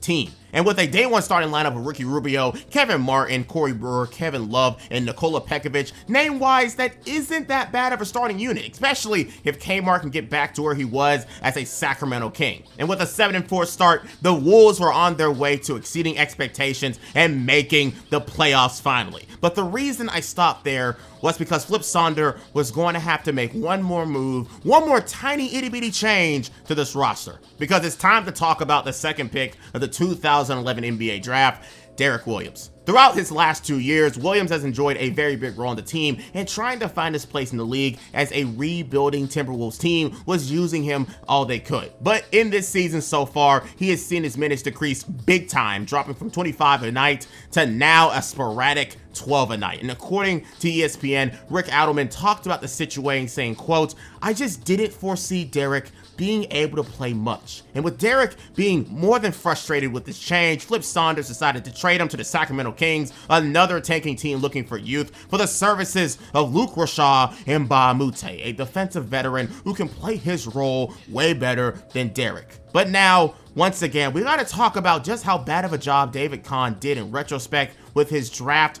picking logic. And now his last ever first round pick he drafted is out in only 2 years, joining Wesley Johnson and Johnny Flynn. But at least he got Kevin Love for the old coach and Kevin McHale. Otherwise, this could have been an even worse drafting resume if OJ Mayo was on the team and played the same way while not working out at all. But again, this team can now focus on winning games with Derrick Williams out of the locker room. But the only problem was the Timberwolves were the epitome of inconsistent. Some stretches you see a winning team and some a big losing streak. By the time the All-Star break came up, the Wolves were still not where they wanted to be with a 25-28 record. And it was because the Wolves were one of the most polarizing teams in the NBA. The Wolves owned a top 5 pace in the NBA and scored the 3rd most points per game in the league. And this was headlined by the 2nd-time All-Star Kevin Love, who was scoring 26 points per game and being a top scoring candidate in the league. And with that that top 5 pace, you see Ricky Rubio be top 5 in assists, getting 8 per night, and also the second leading scorer Kevin Martin having his resurgence in the league as a reliable scorer behind Kevin Love, scoring 19 points tonight. But I think the most surprising aspect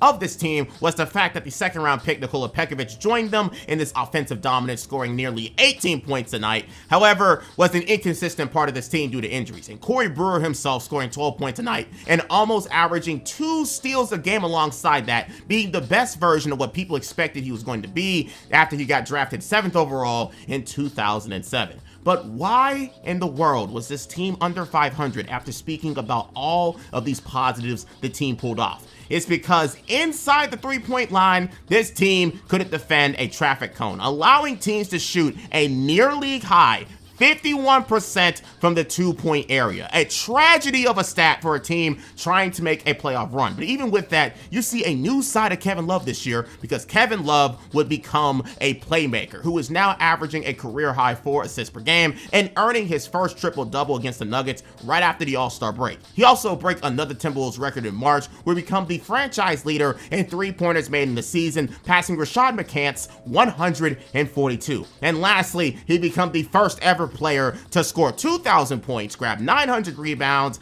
and get 100 3-pointers in a season. But did it translate to wins though? That is the main question. During the All-Star break, the Timberwolves would sit at 25-28. After the All-Star break, they would finish their season 15-14. The Timberwolves simply couldn't create a run towards the playoffs, staying back and forth in their efforts of becoming mid, because they end the season 40-42. But I think the most depressing part about all of this is the fact that the Timberwolves possibly never stood a chance in the first place. Because as I mentioned earlier, the Western Conference was wild at the time, with teams even with great records out of the playoffs, just like this year with the Golden State Warriors winning 45 games but being the 10th seed. This time around though, the 40-42 Timberwolves were the 10th seed, and the 9th seeded Suns were 48-34. A 48-34 team didn't make the playoffs, and in this year's Western Conference, 7 of the 8 teams had a 50-win record. The Timberwolves simply never stood a chance. You truly had to be a top-tier team in this era to even scratch the playoffs in the Western Conference, and the Wolves were just not in that realm yet. And with that 40-42 record, it does show progress once again, being the best record they had since 2005. The Timberwolves were punching up their weight class, just trying to make the playoffs. And while Kevin Love would once again make the All-NBA second team, real questions had to be asked about if there were any hope for the Timberwolves becoming a playoff team and what was needing to be done. Well, they had to figure something out, because Rick Adelman, after 23 seasons of coaching in the NBA, would retire on April 21st, 2014. He was definitely the second best coach the Wolves have ever had, which just makes these questions for their future even more critical, because a bad coach or even a mid coach can set this team back even further. So how will the Timberwolves go into next season? Kevin Love's free agency status is pending, and he could choose to leave at the end of the season if he wanted to, because of course David Kahn just has to have his grubby fingers all over every situation. The Timberwolves now need a new coach, and unless things massively improve, the Wolves won't be in the playoffs realistically for a long time, which does mean that this next offseason will be pretty important, and some key decisions need to be made. So going into the 2014 offseason, the air around the franchise was of major concern. You find out that even your best, your absolute best, can't even give you a bottom tier playoff spot, bare minimum, due to an overly competitive Western Conference. The best coach you've ever had since forever is now retiring, and due to taking that leap of faith and going for a playoff spot, the young talent on the team is absolutely limited. The Timberwolves have put themselves in the worst spot to be as an NBA franchise, and that's the middle of the road. Not bad enough to garner a top pick due to being an above average talent and owning Kevin Love as their best player, and not good enough to compete for a championship and even a playoff spot due to the landscape of the Western Conference at the time. So what will Flip Saunders do to even help this in another very important summer for the team? Well, first, after Rick Adelman retired, he put himself back in the head coaching spot, a move that the fans love, which means, at least from that aspect of the team, things are going to stay absolutely fine. And this also means that he's both the GM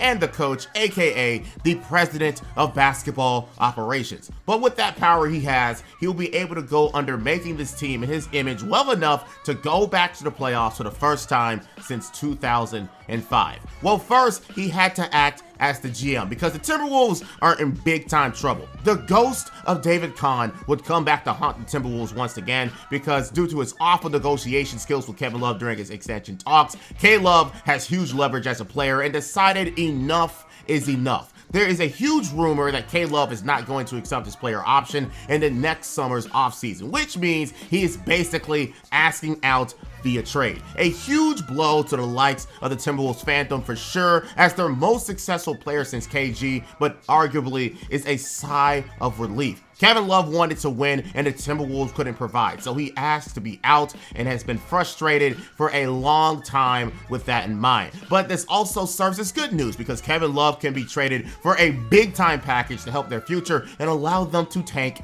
in freedom once again. Before the draft even started though, there were trade offers from everywhere, all with different implications for the Wolves' future. You had the Nuggets offer where they give up Kenneth Faried, Wilson Chandler, and the 11th pick of the draft for Kevin Love and Kevin Martin, but that fell short due to the uncertainty of Love wanting to stay in Denver. The Boston Celtics was also a destination for Love himself preferred, but the Wolves were asking for 2 first-round picks they had in the draft, which were at 6 and 17, while also getting Jeff Green and either Jared Sullinger or Kelly Olynyk. So that's a hefty offer for the Celtics weren't very keen with. Lastly, and the most appealing offer to them at the time, according to sources, was the Golden State Warriors. They wanted former All-Star David Lee, probably for cap filler, and other players, and Harrison Barnes and Klay Thompson alongside a future first-round pick. The Warriors were open to the offer, but safe to say that the Warriors had a long period of thinking it over before even wanting to pull the trigger. But as the days went by, the NBA draft came through, and with the tank being in the futures, the 2014 draft was going to be used to get another future talent. 13 picks later, the Wolves went ahead and made their choice in a very highly rated draft class. With the 13th pick in the 2014 NBA Draft, the Minnesota Timberwolves select Zach LaVine from UCLA. After many years of running either a small backcourt or running a very interesting choice at shooting guard, the Timberwolves have finally found their potential shooting guard of the future in UCLA product Zach LaVine. I don't know why they've been drafting so many people from UCLA, but anyways, despite being mainly a six-man for the Bruins, he was a big-time scorer with a lot of upside due to his athleticism and general shot creation skills. And while this pick is mainly due to his upside, the vision is there and the Wolves were willing to invest. And when you consider their future situation, all they will have is time to let him learn in the NBA. But wait, the trade talks for Kevin Love are heating up once again. Why? Because Miami Heat'll LeBron James was deciding that he was going to go back and sign with the Cleveland Cavaliers, and the front office there was trying to get him help ASAP. And why not try to knock on the doors of the Timberwolves when Kevin Love is right there for the taking? The Timberwolves were down to play ball, but they wanted one man in particular to be a part of this trade package. Top pick of the 2014 NBA draft class,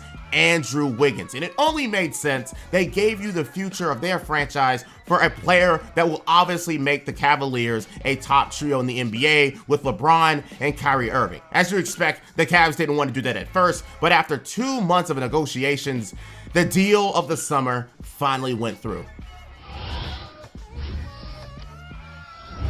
Hey everyone, Faisal here with you inside the Sportsnet newsroom. It appears a lock that the Cleveland Cavaliers will add Love to their club and that Andrew Wiggins will start his NBA career north of the 44th parallel. According to multiple reports, the Cavaliers and Minnesota Timberwolves have agreed on a deal that will send All-Star Kevin Love to Cleveland in exchange for both first overall pick Canadians Wiggins and Anthony Bennett, as well as a protected 2015 first rounder. Now, this hasn't been the worst offseason for the Cleveland Cavaliers. They added LeBron James, we know. They signed Kyrie Irving to a long-term deal, and now they snatched Love from a hopeless place in Minnie. The Wolves, of course, haven't made the playoffs in the last 10 seasons. The three-time NBA All-Star Love led the league with 65 double-doubles last season and bolsters what should have been an already great offense, and it appears he'll stay long-term as well. One of the big factors of an agreement was that Love would sign an extension. He is expected to ink a 5-year, $120 million deal once the trade becomes official. That can't happen until August 23rd, after the 30-day rookie trade freeze expires on Wiggins.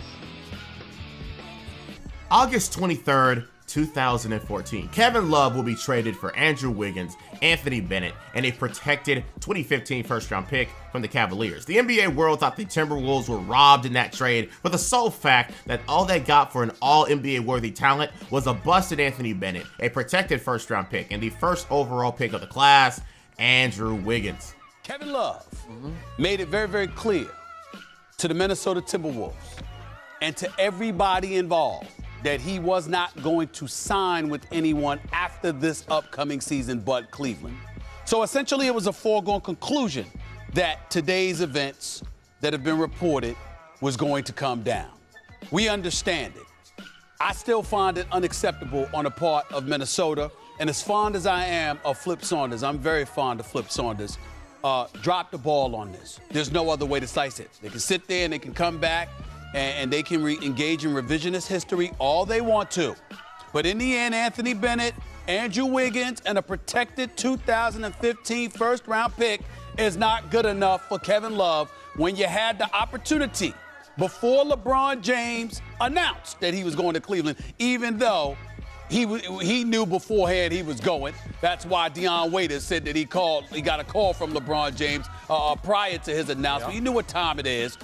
The bottom line is, if you are the Minnesota Timberwolves, you had an opportunity to get Harrison Barnes, David Lee, and Klay Thompson from the Golden State Warriors.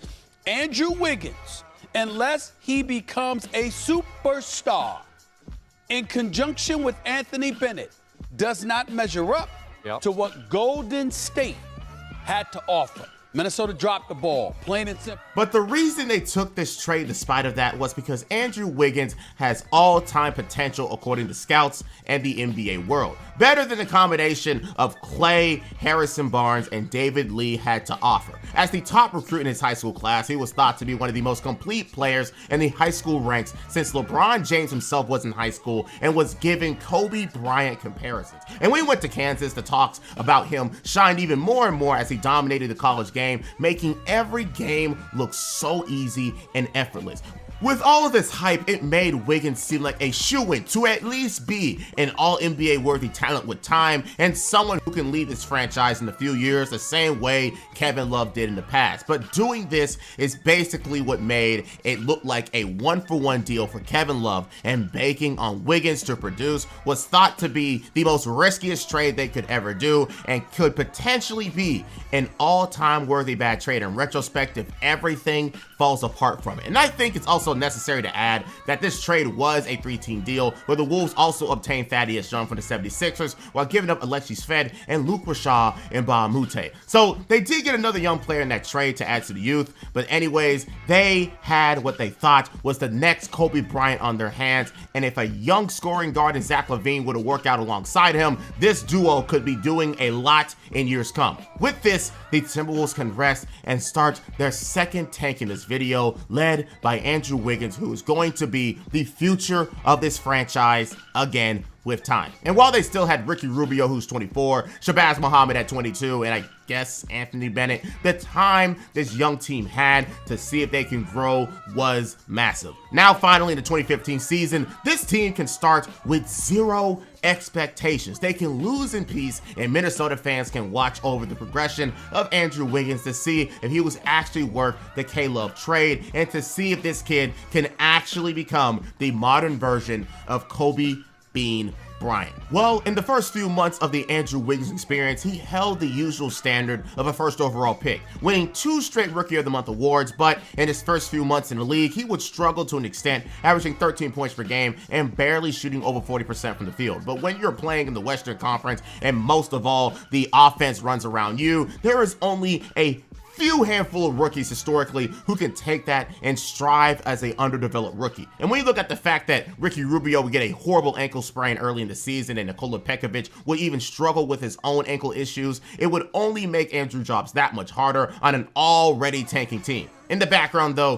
Flip Saunders was having a fire sale, trading away players to get more draft capital in the future, and also using the value of his already established vets to get what he wants. First, on December 19th, 2014, Corey Brewer will be traded again, this time to the Houston Rockets for 2 second-round picks while also getting sophomore undrafted player Troy Daniels. Let me also add that Corey Brewer being sent to the Houston Rockets also created the 3-2 comeback the Rockets had in that year's playoffs, so I am sure the Rockets appreciated that trade. Anyways, Flip Saunders would continue his trades in February, first on the night trading a future 2018 first-round pick to the Hawks for Michigan State product Adrian Payne straight up. A weird move for sure, but I couldn't find any information for why he'd do this, probably banking on some potential he saw. But he only played 3 games in the NBA so far in his rookie career, and mostly was in the G League. On the same day, he would also make a trade with the Hornets, getting rid of Troy Daniels, Mo Williams, and cash for Gary Neal and a 2019 second-round pick. And lastly,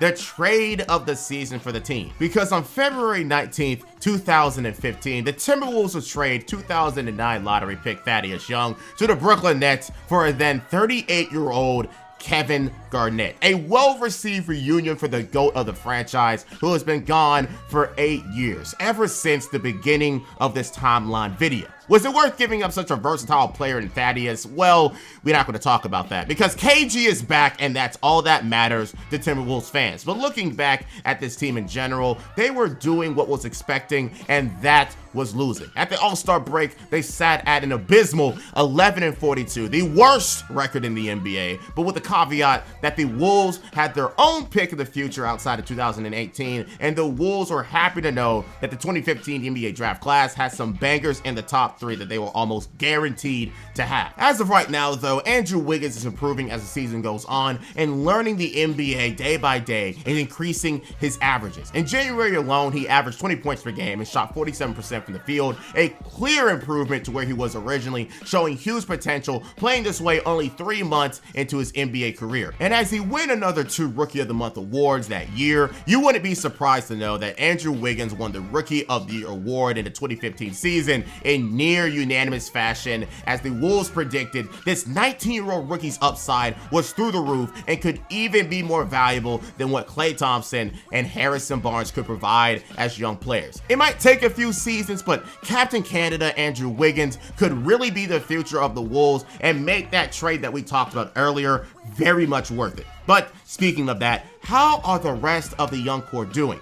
Well, Anthony Bennett looked as bad as he did in Cleveland and wasn't treated as a priority at all in this team. Shabazz had injury issues and only played 38 games, and Ricky Rubio was injured for over half of the season and has not been improving for as long as he's been in Minnesota. But at least Zach LaVine transitioned the same Showtime talent at UCLA to the NBA, starting in 40 games for the Wolves and looking pretty solid, averaging 10 points per game. He's rough around the edges, but if he can work on his shot creation skills more and more and become more efficient, he'll be dangerous in the league. At the end of the day though, the Wolves owned a 16-66 record, and it was the worst in the NBA, at the complete bottom of the standings. But this team has some real promise with Andrew Wiggins and Zach LaVine having potential as a high-flying duo who can create their own shots. And they'll get some major help as they keep the #1 overall pick with a 25% chance, and that means for the first time since 1996, the Minnesota Timberwolves would own the first overall pick. That's major for the city of Minnesota, as the 2015 class has a legit person at the #1 spot on draft boards, and it was theirs to take and raise. So after struggling to make the playoffs with K-Love for a few years, the Timberwolves risked the tank, and it absolutely works out immediately, and it turned into getting the #1 overall pick. Will this one-year turnaround be exactly what the Wolves needed to put them right back on track in becoming a future powerhouse in the NBA again? Well, with this #1 overall pick, unless they mess this up somehow, the answer has to be yes.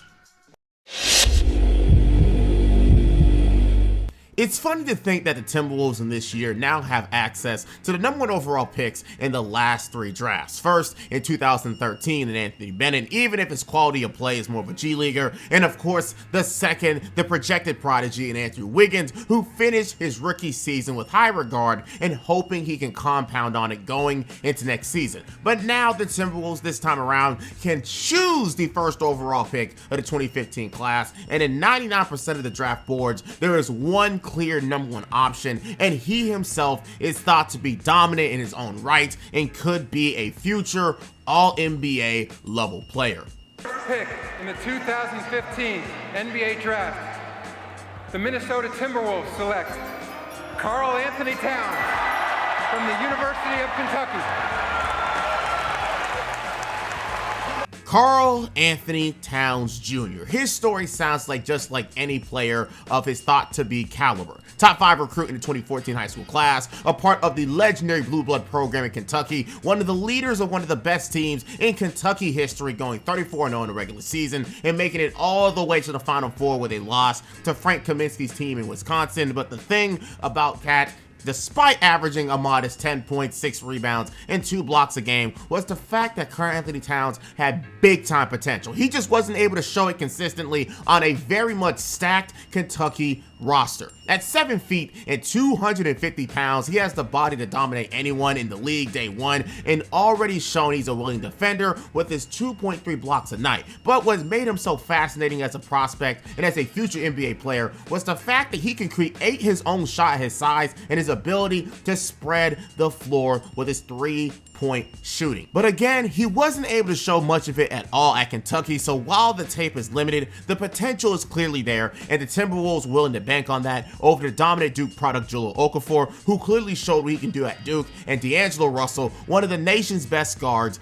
only as a freshman. The debate between Jahlil Okafor and Karl Anthony Towns was a big thing during the draft, but Cat clearly had the bigger upside, even if his stats in his freshman year didn't say it. Flip Saunders will also grab another floor general in the point guard position during the draft, trading away 3 second-round picks for the 24th pick in the class, Tyus Jones from Duke. And Flip Saunders spoke highly of him and wanted to move up to get him originally, saying, quote, "We had to do a lot of stuff to get this pick," Saunders says. What he is a leader. He's a winner, and he fits into what we're trying to do with young players, high character players that are winners, and we targeted him the whole time. From 14 up, we were working to try to get him. And as one of the best playmakers in the class, and a very smart playmaker at that, Jones can be a clear bench replacement for Rubio to come in and provide the same playmaking he does on the court. Hopefully with better offense though, but we don't talk about that aspect of Rubio. But the thoughts around the league was that Wiggins and Cat had the potential to be the modern day version of Kobe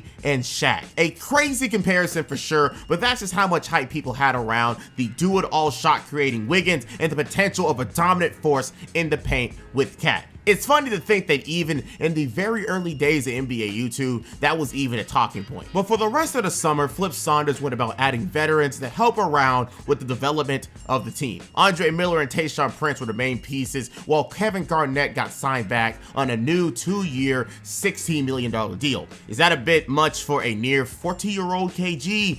I'll let you be the decider of that. But for the final signing, they go ahead and sign a European product who they traded for in 2010 and retained the rights for in Nemanja Bjelica, who at this point would be a 27-year-old rookie. But in the EuroLeague, he was the real deal and fit what the Timberwolves wanted. Someone who can space out the floor, be a willing passer, and provide some winning basketball characteristics. But lastly, and most unfortunately, because I do have to talk about this, Flip Saunders would step down from his coaching duties and assign Sam Mitchell head coach for the next season due to Saunders having to receive treatment for Hodgkin's lymphoma, a type of cancer in his lymph system. And while I don't like talking about these subjects, he would end up passing away a month later on October 25th to the same condition. The all-time winningest coach for the Timberwolves and the man who set this basketball team back in the right path in the 2010s, Flip Saunders to this day is considered a legend in the city for all he has done, and his contributions will never be forgotten in his 20-year NBA career. May he forever rest in peace. And his replacement, though, for the time being, would be Milt Newton, but the role would only be temporary in that GM spot.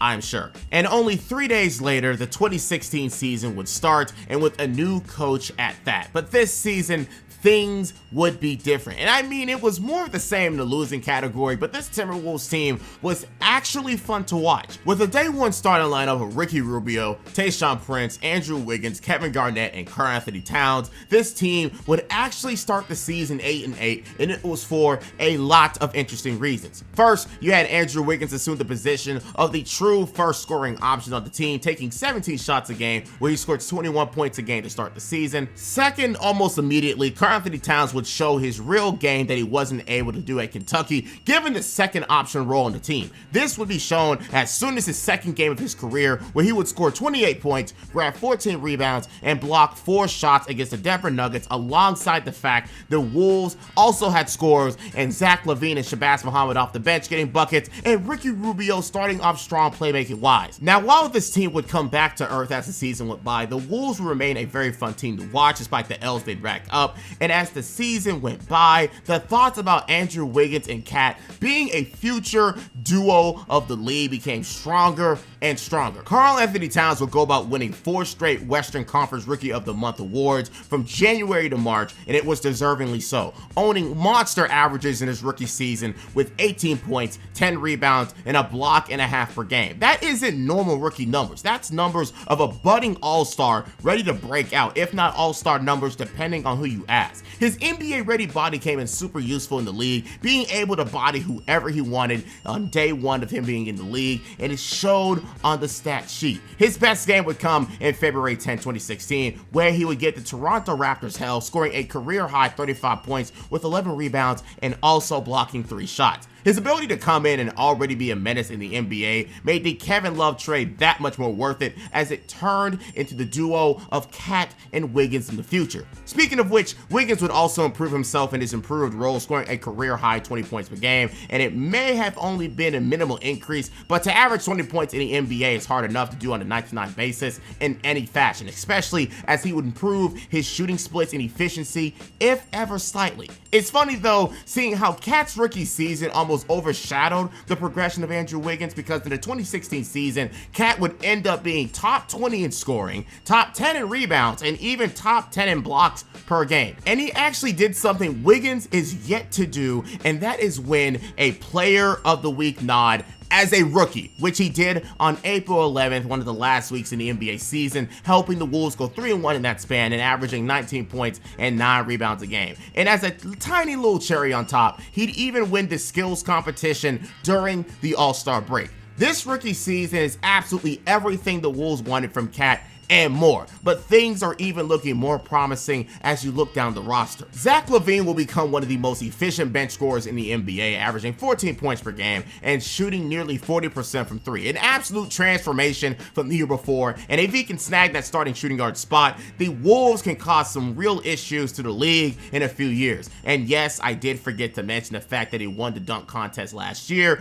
Totally went over my head, but he'd start in the weekend's event this year again, getting MVP honors in the Rising Stars game and winning the 2016 dunk contest again, becoming the 4th ever player to win it back-to-back, and giving us one of the best performances in dunk contest history against Aaron Gordon. Ricky Rubio would end the year top 5 in steals and assists once per game, and Shabazz Muhammad would show promise off the bench, scoring another 10 points per game. This team had potential all around, and it is up to them to either meet it or the franchise to help them and putting them in the right place to make the team even better. At the end of the season, the Wolves would end up going 29-53, a 13-game increase from the year before. And while they're still losing a lot of games, you can't be totally upset when you know there are 2 players and potentially even 3 that can lead this franchise for years to come. Management also thought the same way, because their next coach for the future has been chosen, and it was another coach with experience in the league and a proven winner. On April 20th, 2016, the Wolves would hire newly fired coach Tom Thibodeau, who was known for his work with the Chicago Bulls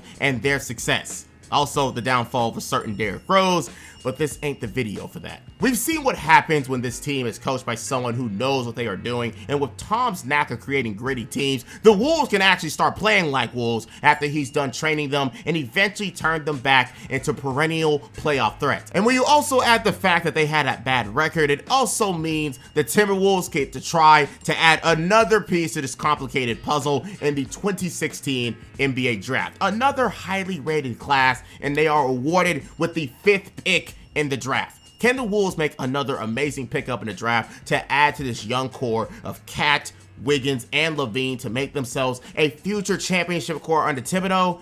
Well, we're just going to have to wait and see who they end up choosing.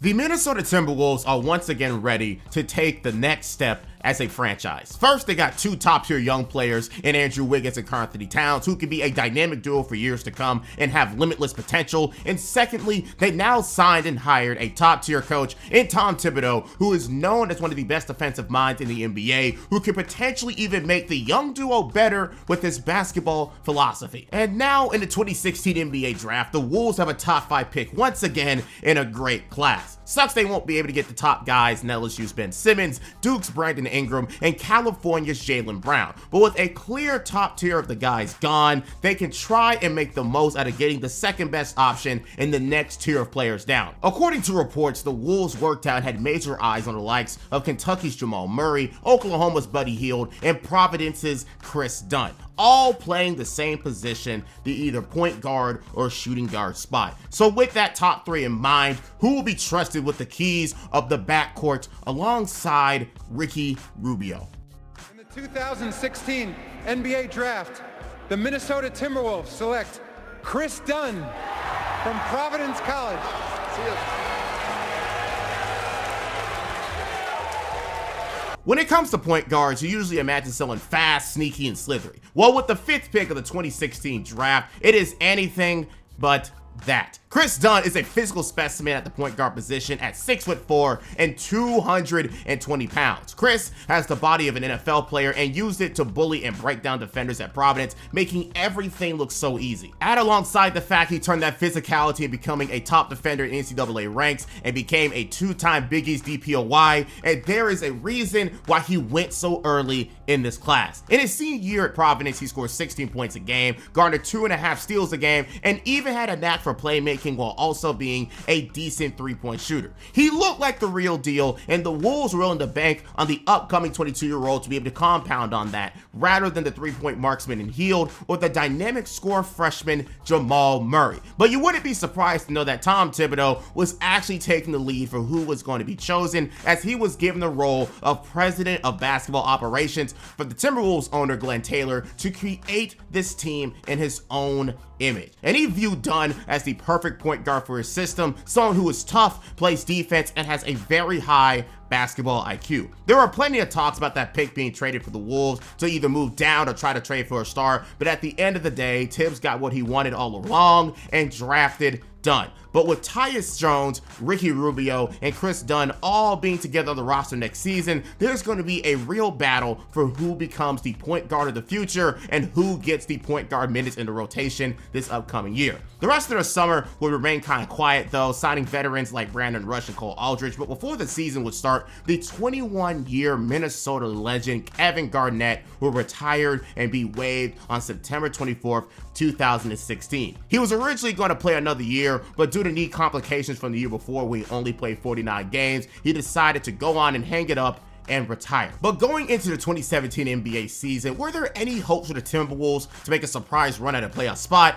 Probably not, but the world was going to have to watch closely to see how much more Cat, Wiggins, and Zach LaVine could improve. And with Tom Thibodeau at the helm, you can see this team at least being competitive with him handling the defense. And well, with an all-star game record of 22-35, at least you can say they were looking better than last year. Not anywhere near playoff level, but improvement nonetheless. And you already knew where those improvements came from. Andrew Wiggins and Karl Towns were an absolute unstoppable unbelievable duo together on the court. In Andrew Wiggins' third season, he once again eclipsed his last year's scoring average, scoring a career-high 23 points per game, and have very key games that showed that he was capable of being a true star in the league, scoring 47 points against the Lakers on November 13th, 2016, playing aggressively and even garnering 22 free throw attempts in that route. And while his three-point shot is still a work in progress, his ability to drive in and convert in his mid-range game only continues to become an even more lethal part of his game, scoring 40 points in more than 5 games and 30 or more points in 14 games that season. And for his second half in Karl Anthony Towns,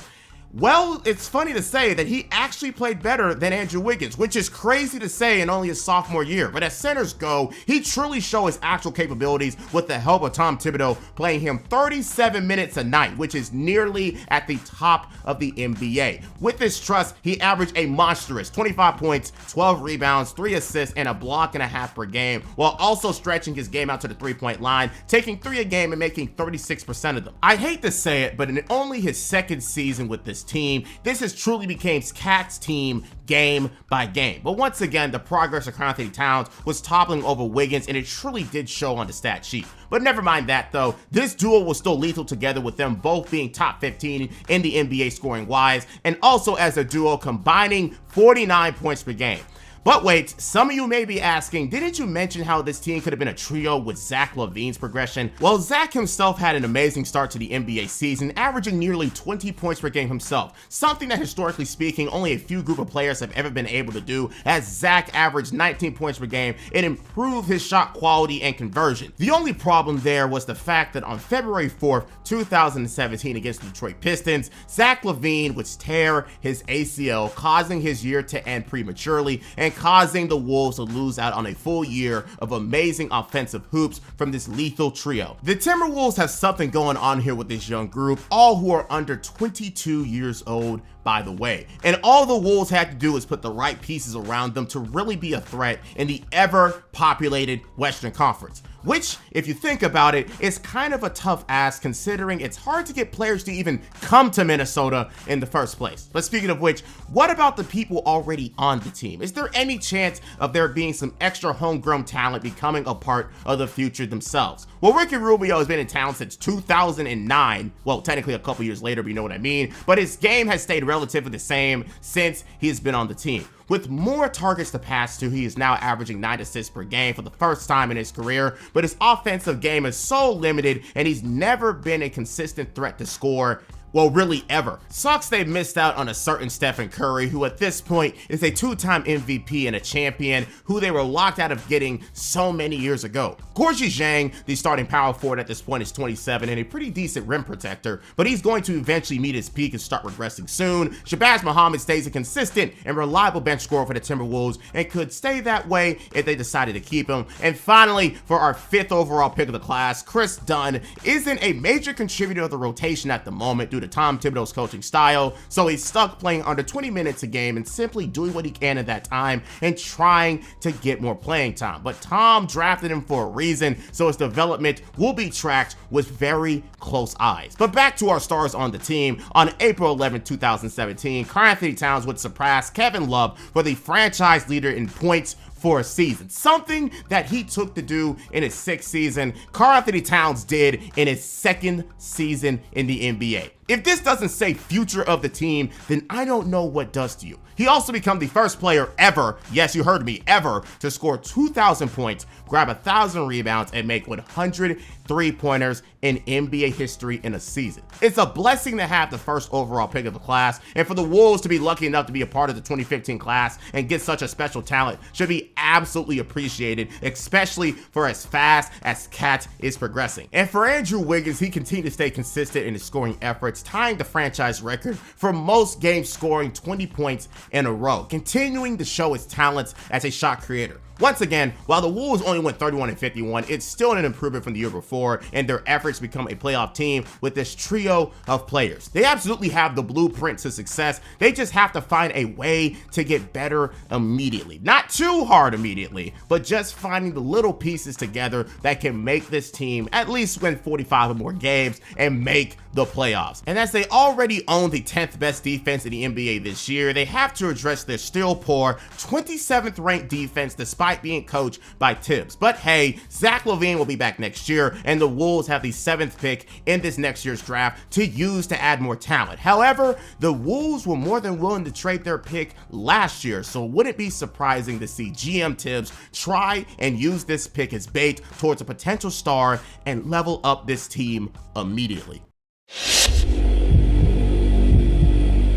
The summer of 2017 will be a very important year to try and level up this team into a perennial playoff threat. With Kevin Love, the Wolves were never able to give what he wanted in the quest to becoming a champion in the NBA, but with Cat, Wiggs, and Zach LaVine, there's a real potential to actually take that next step as a franchise. And in the 2017 draft, and while I'd like to talk about who they drafted and what implications would have in the future, Tom Thibodeau wasn't even to try to be suspenseful, trading the pick and much more away. With the 7th pick of the 2017 NBA draft, the Minnesota Timberwolves drafted Finnish big man Lauri Markkanen. But it wasn't even their pick. It was traded to the Chicago Bulls in a big-time move for the T-Wolves as they traded for all NBA forward Jimmy Butler. If you watched my last video, which you should, or I will do very horrible things to your morning bowl of cereal, the Bulls were in a very interesting place as a franchise and didn't see themselves making a team good enough around Jimmy to warrant keeping him around. So they used his value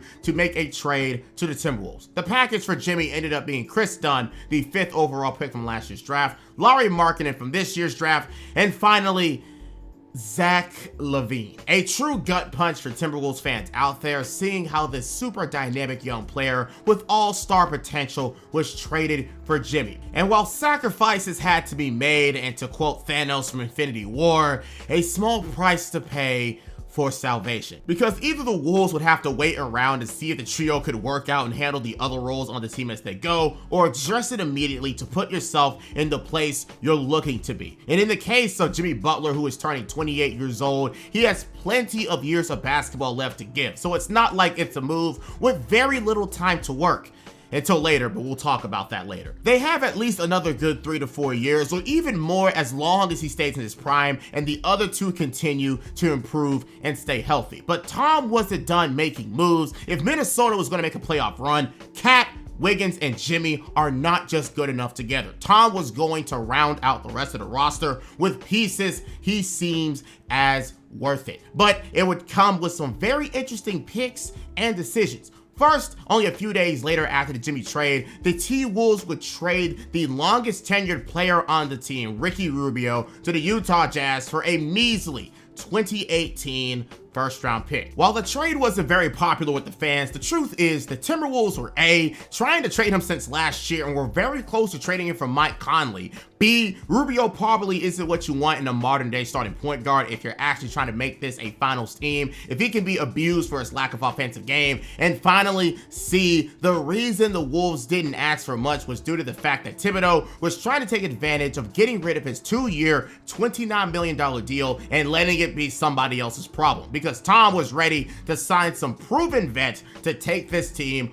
over the top. It starts on July 10, 2017, where Tibbs would sign his new starting point guard, one-time All-Star Jeff Teague. After his long career in Atlanta and now recently being traded to the Pacers, this would be Jeff's opportunity to once again play on a contending team and provide his services to the Timberwolves, especially since he'd be paid his most lucrative deal yet for a 3-year and $57 million deal to play in Minnesota. But on that same day, Tibbs would sign another starter for the team and a former player of his, Taj Gibson. And to continue to round out the rest of the team, he signed 3-year, 6th Man of the Year winner Jamal Crawford and re-signed Shabazz Muhammad. In one summer, Tom Thibodeau would transform this team in his own image and create a team worthy of a playoff spot in the very much loaded Western Conference. He even showed his appreciation for Wiggins before the season started, signing him back on a max rookie extension worth 5 years and $147 million. The expectation was for him to truly be worth that contract for the next 5 years, and as he just averaged 23 points per game,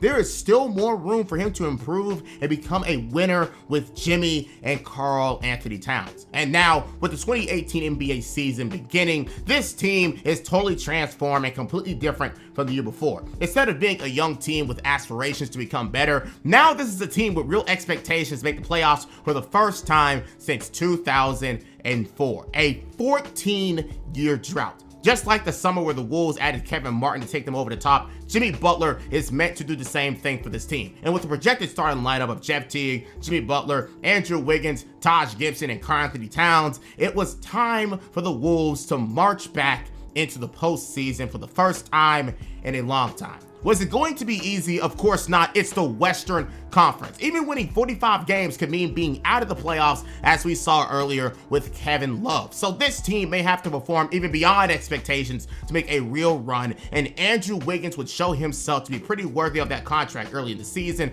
against the OKC Thunder, where he made a game winner in only the third game of the season. And Minnesota has no timeouts, so smart play here.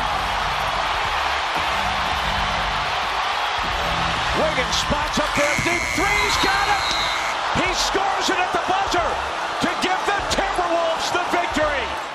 And it was safe to say the Timberwolves almost all year round were on cloud 9. At the All-Star break, the Wolves were 36-25, not the absolute best record in the world, but the Timberwolves were clearly a different team from the year before. And it all started from the top of the totem pole with Jimmy Butler, Cat, and Andrew Wiggins. First, with Jimmy Butler, he was clearly the leader the T-Wolves needed, and he truly took the reins of the team, averaging 22 points per game, a team high, and he'd also be doing this while being top 5 in steals per game too. A clear role model of what a star is, leading your team on both sides of the ball. For the younger guys, you had Cat, who easily was keeping up in his role of the team and averaging similar numbers to last year, outside of the points due to spreading the ball around 3 central scorers. But of course, averaging 22 points and 12 rebounds and now being a 40% three-point shooter makes Cat easily one of the best bigs in the NBA at this point in his 3rd season in the league. He's a star in the making and can compete in any star role, whether he's the first or second option. But in every big three, someone has to take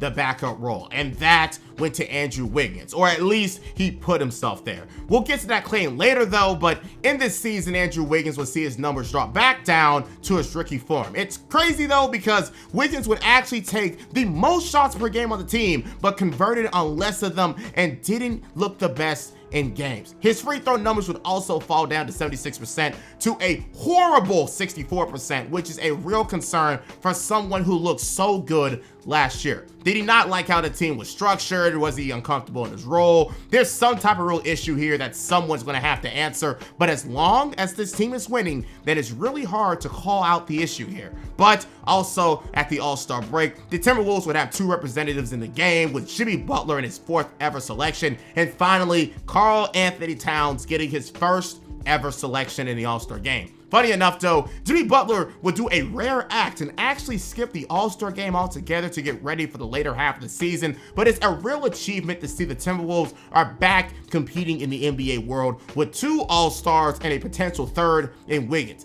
However, the Timberwolves would have a major incident that would shift this season just a tiny bit, because as Jimmy Butler would skip the All-Star game, he'd come right back and tear his meniscus against the Houston Rockets on February 23rd, 2018, which now means the Wolves go back to the 2017 form with Cat and Wiggins as the main duo, because that same meniscus tear that Jimmy would place him out indefinitely with no timetable to return and receiving surgery for it. And obviously, while that's bad news for the Wolves, Cat and Wiggins have seen what it is needed to win games, and it was up to them to make that final push to the playoffs. But the Wolves under Cat and Wiggins again would actually stumble without Jimmy Butler, ending the season 11-10. And something even more concerning was the fact that Andrew Wiggins would still falter despite the fact that the team needed him more now than ever. During the time Jimmy Butler was injured, Andrew Wiggins would only increase his points per game to a lowly 18 points per game, while Cat would average 25 to make up for Jimmy's absence. Due to that and his defense being more than missed, the Timberwolves would fumble big time at the end of the year, and Jimmy would even have to rush back to help at the very end of the season. And with this fumble,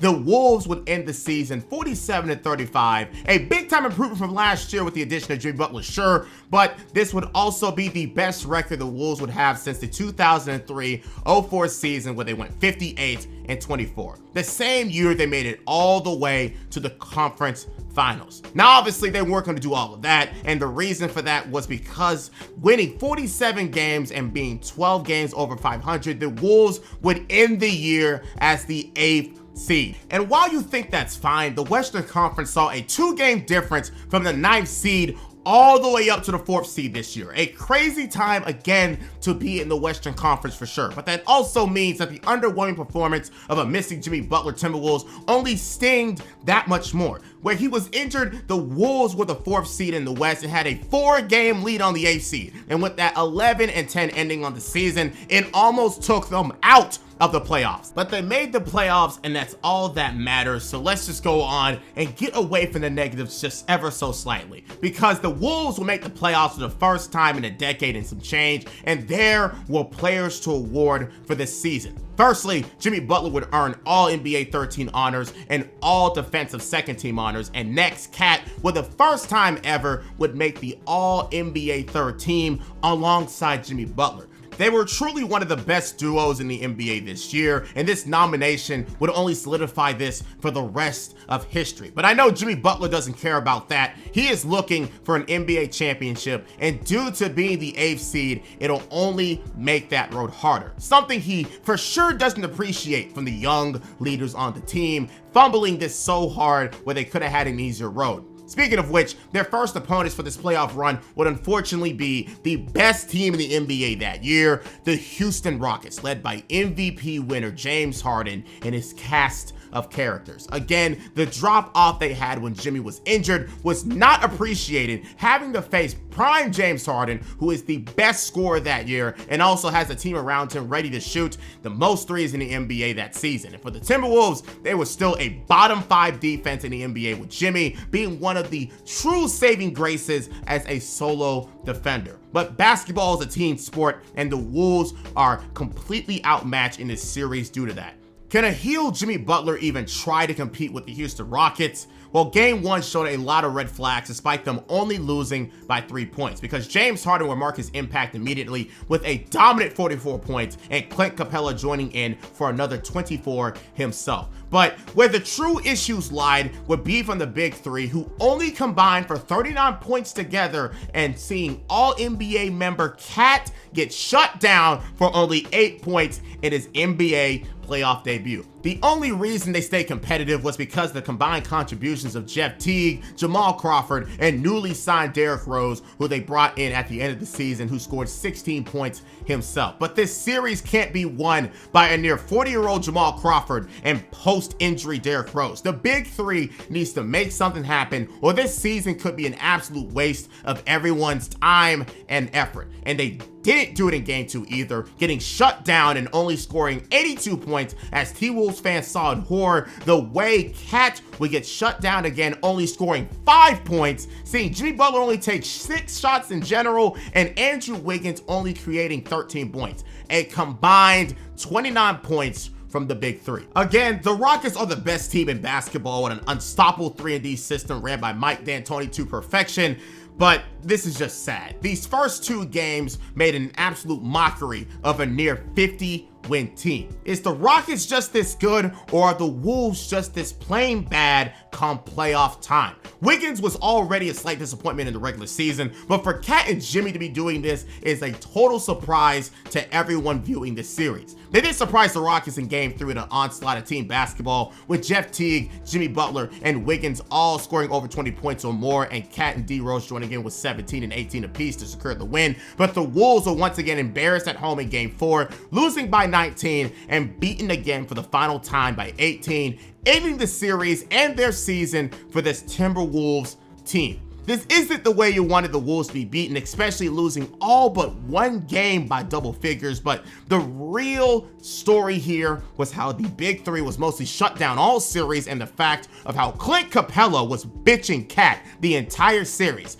Karl-Anthony Towns, Jimmy Butler, and Wiggins all averaged 15 points per game in their first playoff series together, and it sent a message. Either the lights were too bright or they were just totally outmatched. Most fans subscribed to the first opinion and gave slight grace to Wiggs and Cat, but again, if the duo of Cat and Wiggins could have held the team down when Jimmy was out, they could have avoided the Rockets and faced a team more equal to their skill level, which shows that maybe this team isn't fully ready to become prime time if the young stars aren't real leaders yet. But you know what? The Wolves are only 1 year into this experience. Wiggins is secure for 4 more years. Cat is about to be paid this offseason, and Jimmy just needs to be secured to keep this team together and to keep competing. While it ended on a sour note, there's plenty of time to win a championship together and finally give the Minnesota Timberwolves a championship and make Minnesota a city of champions. But what the fans didn't know is that this summer would unfortunately set the Wolves back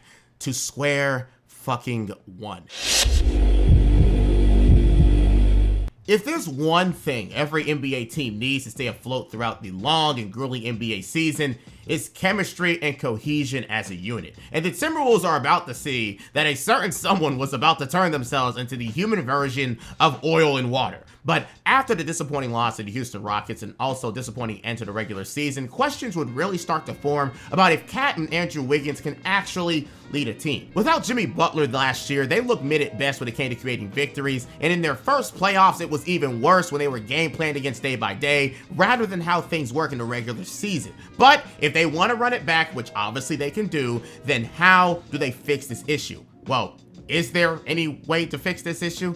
Well, first, they try to somewhat fix their defensive problem by getting another player that Tom Thibodeau likes, an all-ACC player, Josh Okogie, with the 20th pick of the 2018 NBA draft. He loved Chris Dunn's grit and grind mindset alongside this offensive upside that can be tapped into, and it was the same for Okogie, who showed decent 3-and-D potential in college. But with the 20th pick, a role player isn't a bad thing to take if he takes off and becomes good in the future. And in free agency, it was all about adding more vets to make this system run a lot better under Tom Thibodeau. D Rose earned a 1-year, $2 million deal after his efforts from last season. Luol Deng joins back with his old coach for a small deal. Anthony Tolliver joins as a 3-point specialist. And finally, Karl Anthony Towns with his rookie extension deal worth 5 years and $158 million.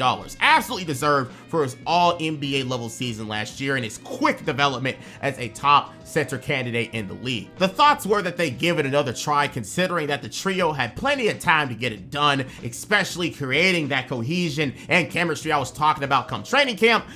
But somebody else had different plans. Ever since the summer, there have been rumblings of Jimmy Butler's criticism with the team, and specifically the work ethic of Karl Anthony Towns and Andrew Wiggins. And as you can imagine, why did he have these grievances? Well, here is a quote from Butler himself about the subject. "I put so much work into this game, and I only play to win. I don't play for any individual stats or accolades, and at times, I get lost in how everybody's not built the same way I'm built. Sometimes I look around and I don't understand how or why you all don't love to get better the same way as I do." He knows that Cat and Wiggs are ultra talented, but also believes that they can be so much better if they train similar to him. Because remember, this is the same person who came from nothing in his early life, played at a community college, went to Marquette, was a late first-round pick with no guarantees, worked his way all the way up in a brutal Tom Thibodeau system, became an all-star, and then the franchise player for the Bulls. That isn't easy to do. But for Wiggs and Cat, who had it all and then some, Jimmy thinks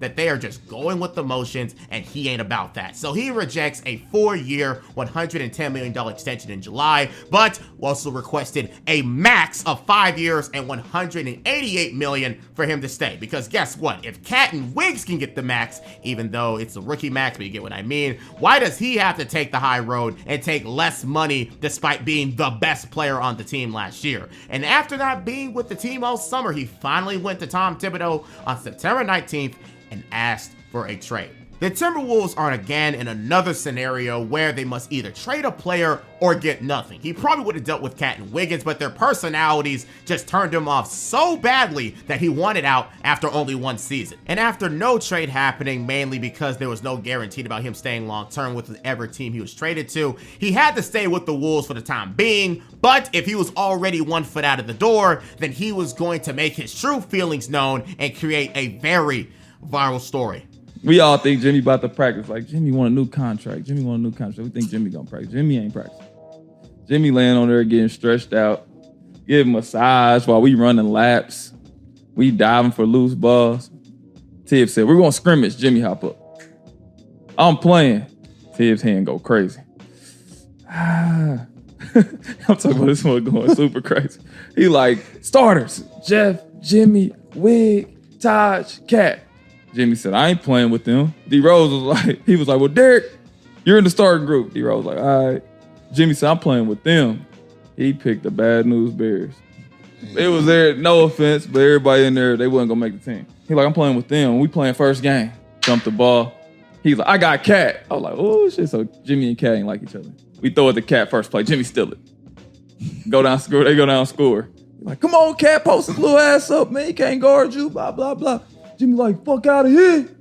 He's trash. Da, da, da, da. Steal the ball again. They go down and score. Y'all better mother effing pay me. I'm like that. I'm like, he is nuts. I'm laughing. Me and D Rose laughing. We in the game. We keep throwing the Cat. Cat finally scored. He too little. I'm like, yeah, Cat, talk to that mother. Man, he ain't nothing. Boy, they go on this 10-0 run. They dunk and hit threes. Jimmy ain't scored at all. He just stealing the ball and passing to people, getting assists, just playing the right way. But he like doing everything. Time run out. They win. They beat us like 18-6, right? Jimmy going crazy. Y'all think that team can win without me? I'm him. Pay me. Pay me. Mind you, he ain't took off his Jordan warm-up yet, right? He finally takes it off. He got the Timberwolves shirt on, but he cut the Minnesota out so it's just chest. He out here with a hole in the middle of his shirt, on the middle of his leg. So I'm crying now. Yo, I'm crying. I'm like, yo, bro, crazy. But I ain't realized like he just beat us with the D-League team, G-League team. He like, I just beat them with the G-Leaguers. This is your starters? So now I'm laughing. I'm still crying, laughing, but I'm like, hold on, he talking about me. Yeah, nigga. So I'm mad now. To me, all of us like, nah, F that. Like, we got to play again. So Tibbs like, nope, second unit, you got them. They beat the second unit.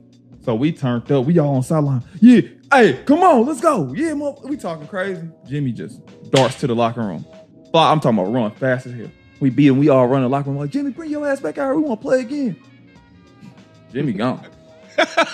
Jimmy gone. Jimmy at home.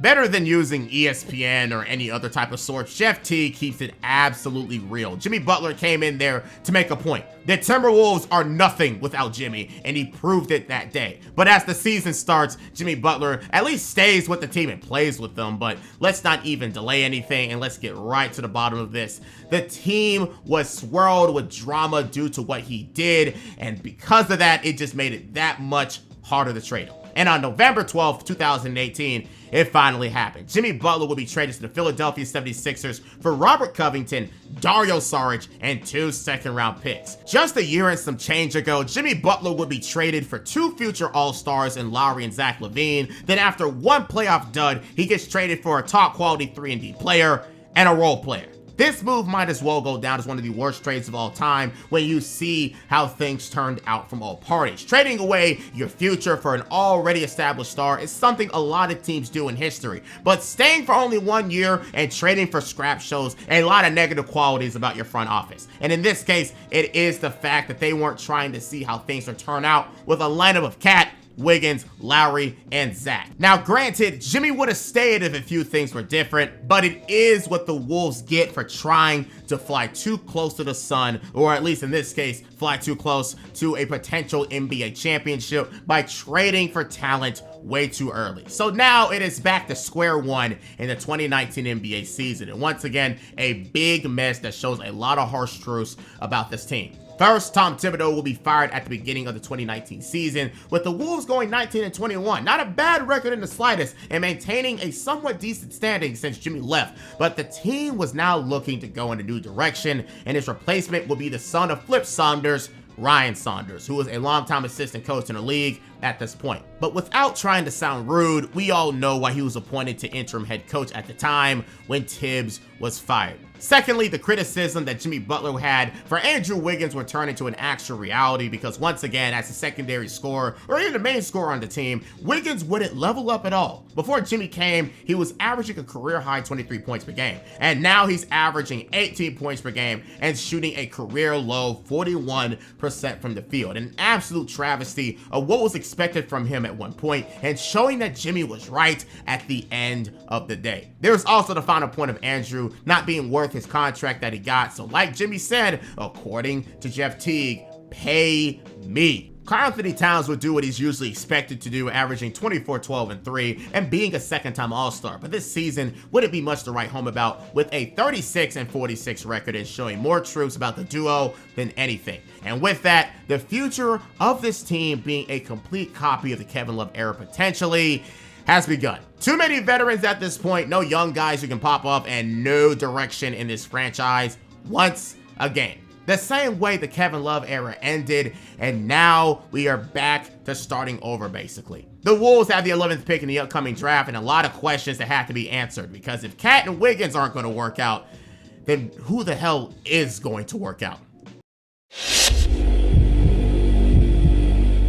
The 2019 NBA draft is known as one of the more underwhelming classes in recent years, but at the time, it had some relative hype all over for many different reasons. With the 11th overall pick, the Wolves had a decent chance of picking up on some pretty under-the-radar talent. At this point, you had guys like Kentucky's Tyler Hero or his teammate PJ Washington, maybe all Big Ten Romeo Langford, alongside many others. But while they picked up NC sharpshooter Cameron Johnson, the person they really wanted was someone with a lot of risk and someone who jumped off draft boards due to one big moment.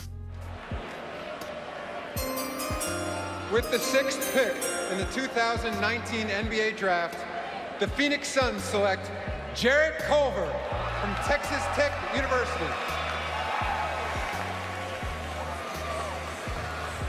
Jarrett Culver from Texas Tech, the man who took the NCAA by storm, taking Texas Tech to the national championship game for the first time in school history. He was already highlighted during the regular season as a tall guard who bullies his competition while being an All-American as a sophomore, but his name only became greater in the NCAA tournament, leading his team to the last game of the Big Dance against Virginia before losing. He took that hype and notoriety and created himself into a top 10 pick in the draft, and the Timberwolves wanted to tap into the soon-to-be 20-year-old Culver and see what he can do at the next level. But what if I told you that Culver was shown to be a big-time draft red flag? Some people don't translate well from the college game to the NBA game, and that's been proven plenty of times throughout NBA history. Culver was warned to be one of them, mainly because he doesn't excel at one thing at the NBA level. He's very slow for a guard if he's expected to stay at that position, and when he played against expected NBA draft picks, he was exposed every time, especially in the national championship game against 4th pick DeAndre Hunter in Virginia, where he shot 5 of 22 from the field. And despite the praise in the tournament, if you look deeper at his numbers, outside of the first 2 rounds where he went against, not that good competition, when he actually played good competition, it just didn't look well for him. But guess what though? The Timberwolves actually wanted Darius Garland originally, who went 1 spot ahead and already had a deal made with the Phoenix Suns to get him if he dropped to 6. But since he went 5th, Culver was actually the second best option to new GM Gerson Rosas. So I wanted to add that extra context and how he came to be a Minnesota Timberwolf in the first place. But yes, since Tibbs is gone, Rosas is the new GM of the future, and Ryan Saunders was given the official head coaching job for the season. But if last year was the season when the Wolves found out that Jimmy Butler was right about the team, then this year is just business as usual. First major blow of the season is when Karl Anthony Towns had his first ever injury-riddled season. During the first few months of the season, Cat was once again unstoppable as a player, now understanding what is needed for his team to win due to Andrew Wiggins' lack of stepping up. Before his first injury, he was averaging an amazing 26 points per game and a career high, both from there and from his assists, getting 4 a game. Despite it not coming with many W's on the team's board, Cat still shows that he's the best center in the league, or at least trying to be a candidate for that position. And even if he can't force wins for his team, well, he was at least going to try to do his best. But when he went down with his first injury of the year, a knee injury that would have sidelined him for 14 games, or in real time, nearly a month, as you imagine, without Cat, the entire team ended up playing badly. The Wolves went 8-19, but even with Cat, all you could see them do is lose, and at worst, have a 13-game losing streak within the season. But this season would signify the end of an era. That era being the duo of Andrew Wiggins and Karl Anthony Towns. I'm going to interrupt you because we have a very big one. What? Adrian Wojnarowski tweeting, D'Angelo Russell is going to the Minnesota Timberwolves for Andrew Wiggins. Wow. Look at this. Oh, wow. We also have a 21 protected first-round pick, a 2022 second-round pick. Warriors will send also Jacob Evans, Amari Spellman to the Timberwolves as well. Woo, Brian. So that's a huge win for the Wolves, because what the Wolves wanted to do, the reason this was slowing it down, they did not want to give their 2020 first-round pick unprotected. A couple of days ago, that was the kind of deal that Golden State wanted. They were willing to take Wiggins, but they wanted to be incentivized with multiple picks, including this year's pick, which we know is going to be very good. For the Wolves to be able to make this deal without having to give up their pick this year is just a tremendous deal. Completely energizes that team and really changes their outlook, especially considering they still have other assets that they did from the Robert Covington deal. Yep, after an interesting 6 years with the Minnesota Timberwolves, Andrew Wiggins, the first overall pick of the 2014 class, will be traded on February 9th, 2020. This was the sign that the Wolves are ready to throw in a towel and admit defeat, splitting up the two and trying again with someone else. But why would they ever make this move for only D'Angelo Russell, Amari Spellman, and Jacob Evans? Well, it was because they had to get something from him. The Wolves knew that if the same thing was going to happen over and over, and Andrew Wiggins was only going to benefit for being on this team, making that big ass contract that he had, but not providing the services warranted for it, so you rather as well get as much as you can get for him as possible, which in this case was the person that was drafted right behind Cat in 2015, D'Angelo Russell. You can argue that Russell was the star prize for the Wolves and how he was playing in Golden State at the time, especially considering he was an all-star only a year ago and led the Nets to a playoff berth. So this could have been a match made in heaven with Cat, but that may have also been the reason the Wolves gave up a top 3 protected pick in next year's draft for him. That details of the move was criticized by everybody because no one thinks D'Lo is worth a chance at having a top 10 pick in 2 years. But the deal is done, and the only way we could see if it was worth it was with time, because as the season went by, more and more pieces would be traded and the tank would be going at full swing. Gorgie Zhang would be moved to the Grizzlies, Robert Covington would move to the Rockets, Shabazz Napier, Keita Bates-Diop, and Noah Vonleh, all players who came from the last offseason, will be traded to the Denver for a first-round pick from the Hawks, Jared Vanderbilt, Malik Beasley, and Juan Hernan-Gomez. All of this in a 2-day span. So now there is even a new team, a young team, again, ready to do the same as years past. Tank for a great player in the draft and see if anyone stands out and can be a part of this future core. So at the end of the season, the Wolves were probably secretly happy with the results, going a horrible 19-45 record in the shortened bubble NBA season. So you can add that onto the many reasons why this season was a huge match, because there is also one more thing to add to that giant list of fuck-ups, and that's the Timberwolves making the biggest mistake possible with Jarrett Culver. Almost immediately when you watched him play, you could see that he was totally punching up the wrong weight class being in the NBA. Despite playing a mix of point guard and shooting guard in college, now in the NBA where players are much more faster and skilled at the next level, Jarrett was forced to play a new position, that being a small forward. And as a 6'5" and not even 200-pound wing, he would have a horrible time keeping up in the league due to that. And again, with no real skill that makes him different from the rest, he was shown to be a clear bust in only his first season on the team. And the person they traded to get him, Cam Johnson, was already enjoying his time in Phoenix, where he'd do what he was always known to do in college: shoot the ball at a high level. So despite not getting much from the Wolves in the Culver trade, they still got what they wanted in Johnson, and at the end of the day are using his height and shooting abilities to help make the Suns make it to the finals in the following season. But enough of that. With the third worst record in the entire NBA, the Wolves had a huge opportunity to get another top 3 pick in a class where the consensus top 3 players were very clear. And with the grace of Lady Luck herself, the Wolves were able to get the first pick after having the third best odds, and saw the Golden State Warriors and Cavs get pushed off. So for the first time since getting Cat in 2015, the Wolves have the first overall pick for the second time in franchise history. So can the Wolves take advantage and bring this rebuild back on track and get the best player in the class? Well, again, there is a clear top three, and the Wolves have the first crack at choosing a player. So can the Wolves somehow, some way find out who's the best out of the three? I guess that is up to GM Rosas to figure out, and the city of Minnesota to eagerly wait who will be potentially the new face of Minnesota basketball.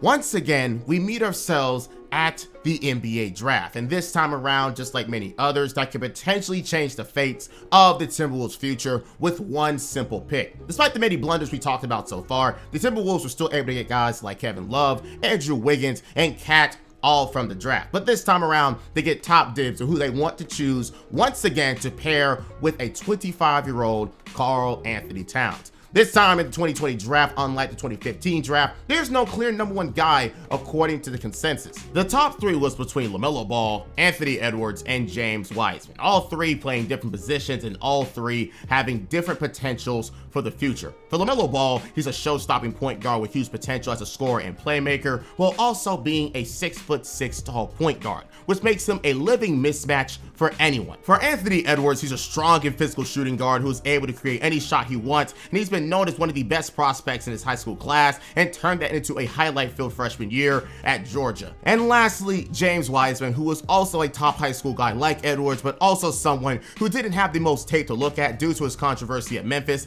that only allowed him to play 3 games. It was an amazing 3 games, yes, but 2 of those games weren't even against worthwhile competition. So his main concern, despite the upside, is the fact that there isn't enough tape on him in the slightest. So, as the team with the number 1 overall pick, who does the Timberwolves think is the best prospect and the person who they think can lead their franchise for years to come?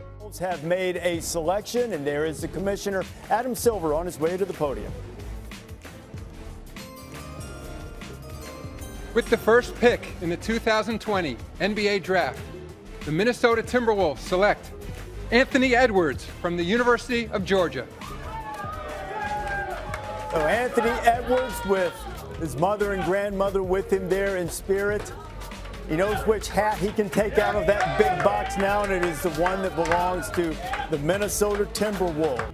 Anthony Edwards. Some would call him the safest pick out of the 3, and I completely understood where the Wolves are coming from with the selection. None of the 3 players wowed you stats-wise, and Edwards was a part of that same criticism as he truly took the reins of a bad Georgia team, scoring 19 points per game. But if you watched the games, you knew that he was literally taking whatever he wanted, and it dropped his field goal percentage down to 40% and his 3-point percentage down to 29% on 7 attempts a night. But the thought for Edwards was obvious. The shot selection can be fixed, the conversion rate of those interesting shots can be fixed, and some of his interesting personality quirks that some people notice can also be worked on. I remember his motor at one point in time was called into question in the pre-draft process as he wouldn't fully utilize his 6'5" and 225 frame to his advantage, especially defensively. And I also remember the very much under the radar moment when someone asked him, "How did you get into basketball?" And he replies, "I'm still not really into it. I love basketball, yeah, it's what I do." And also saying that he'd rather play in the NFL rather than the NBA. I remember when that happened, I thought he'd be another Andrew Wiggins who had all the talent in the world but never truly cared to tap into it fully, and another widely spread opinion was the fact that he was sabotaging himself to not even be drafted by Minnesota.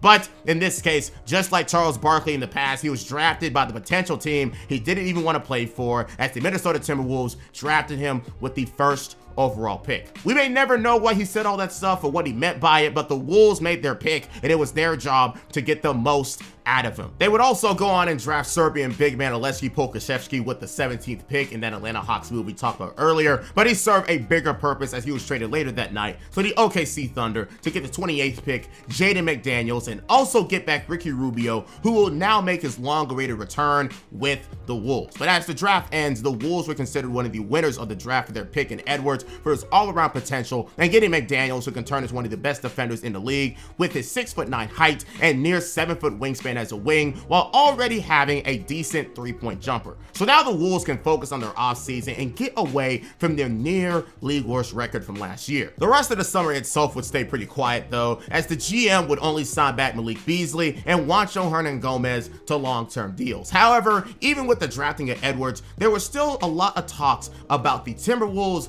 making a comeback. But it wouldn't be this year because they have plenty of catching up to do. And what will make this season a lot more stressful coming up is due to the fact that the pick that they gave the Warriors last year was top 3 protected. So if they didn't lose enough games or fall into the top 3 of the lottery somehow, the Warriors will get a free pick just for trading away D'Angelo Russell, further showing that the Wiggins trade may have just been a fleece. So now let's get into the 2021 season and see what's in store for the Timberwolves. Well, as you'd expect, there would be a lot of losing and a lot of youth to look over the development of, and with a 7-24 record to start the year, at least you knew that top 3 pick from the Warriors was as good as theirs. But a certain someone wasn't happy with that result and wanted this team to go in a new direction, because on February 21st, 2021, Ryan Saunders would be fired by Gerson Rosas. It made perfect sense why you do that in the first place. Go on and find a decent coach who can actually give you wins, even with a bad roster like this, and create a new team philosophy with your next head coach. Before the firing though, you had some gems on the team trying to make their mark in the league, but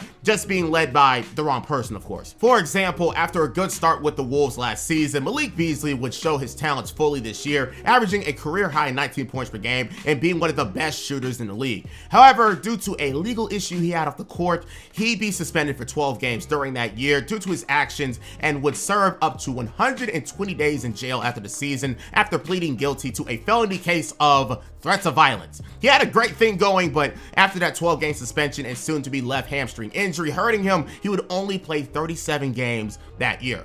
Karl Towns would once again have another great season as per usual, but instead of the injury bug, he faced a COVID bug early in the year, but he still showed out after the fact. And lastly, D'Lo would face a huge setback this year with a knee injury that would require surgery, now making 3 players who was averaging 19 or more points having injury troubles this year, and it would only cause the Wolves to lose more and more. So something had to change. So on February 22nd, the change the T-Bulls wanted finally happened as they hired Chris Finch, a longtime assistant in the NBA, and now getting his first opportunity as a head coach. But he have a lot to work with to make this team turn into anything respectable, because as we all know, we just know how fast a new coach hiring can turn into a firing in this franchise and really all over the NBA. But I think the hiring of Chris Finch would see a big impact immediately, as you saw a huge jump in a particular player. That player being Anthony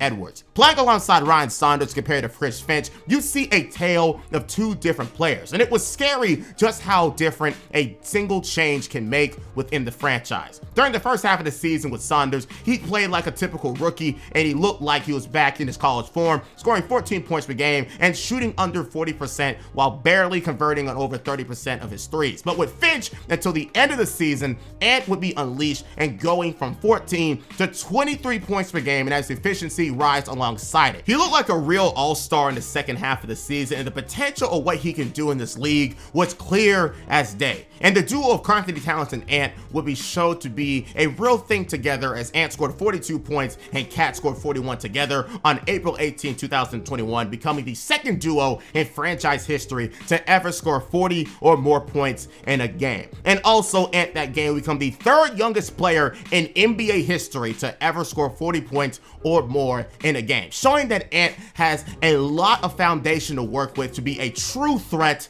in this league. And of course, with his second win in the latter half of the season, he earned 2nd place in the Rookie of the Year race, losing to LaMelo Ball, even though the race was in no way close due to that slow start. But at least he'd be highlighted on the NBA's all-rookie first team. But to get the focus off of him for a bit, the team itself actually improved, as the Wolves with Finch finished the year 16-25, a much better record than what they had with Saunders. So the hiring was praised all over the league, and all he needs now is a good team to work with. In this season, despite ending the year 23-49, the Wolves learned a lot about their team. They have some young players who can actually serve a foundation on this team's future. Cat and Ant were obviously seeing what they can do under Finch, and there is even more to talk about. First, you see the play of undrafted free agent and two-year two-way player Naz Reid actually show some real impact on this team, especially as he replaced Cat whenever he was injured, scoring 11 points off the bench, blocking a shot a night, and showing his potential as a three-point marksman. As another top high school recruit in his time, and after an okay season at LSU, he was never drafted in 2019. But trying to bank on his potential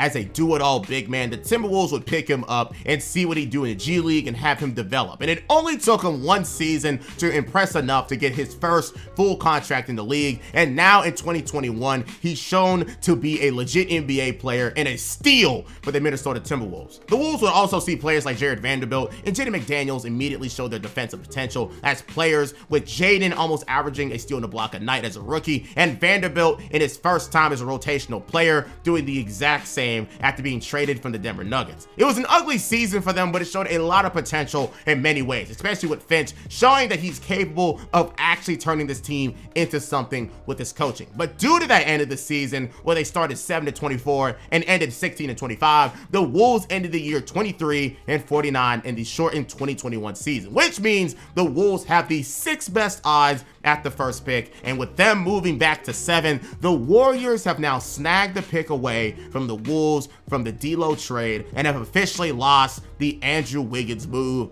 in retrospect at least. And when you also consider how deep the 2021 class is today, then you just know that this move just hits them that much deeper. But the Wolves can certainly bounce back from this. They just got to either see some development from the team to ignore this loss, or make a move that can move this team further along in this rebuild. But with 0 picks in the 2021 draft, how can the Wolves improve their already decent roster further, and how would they look with a full season of Chris Finch at the head?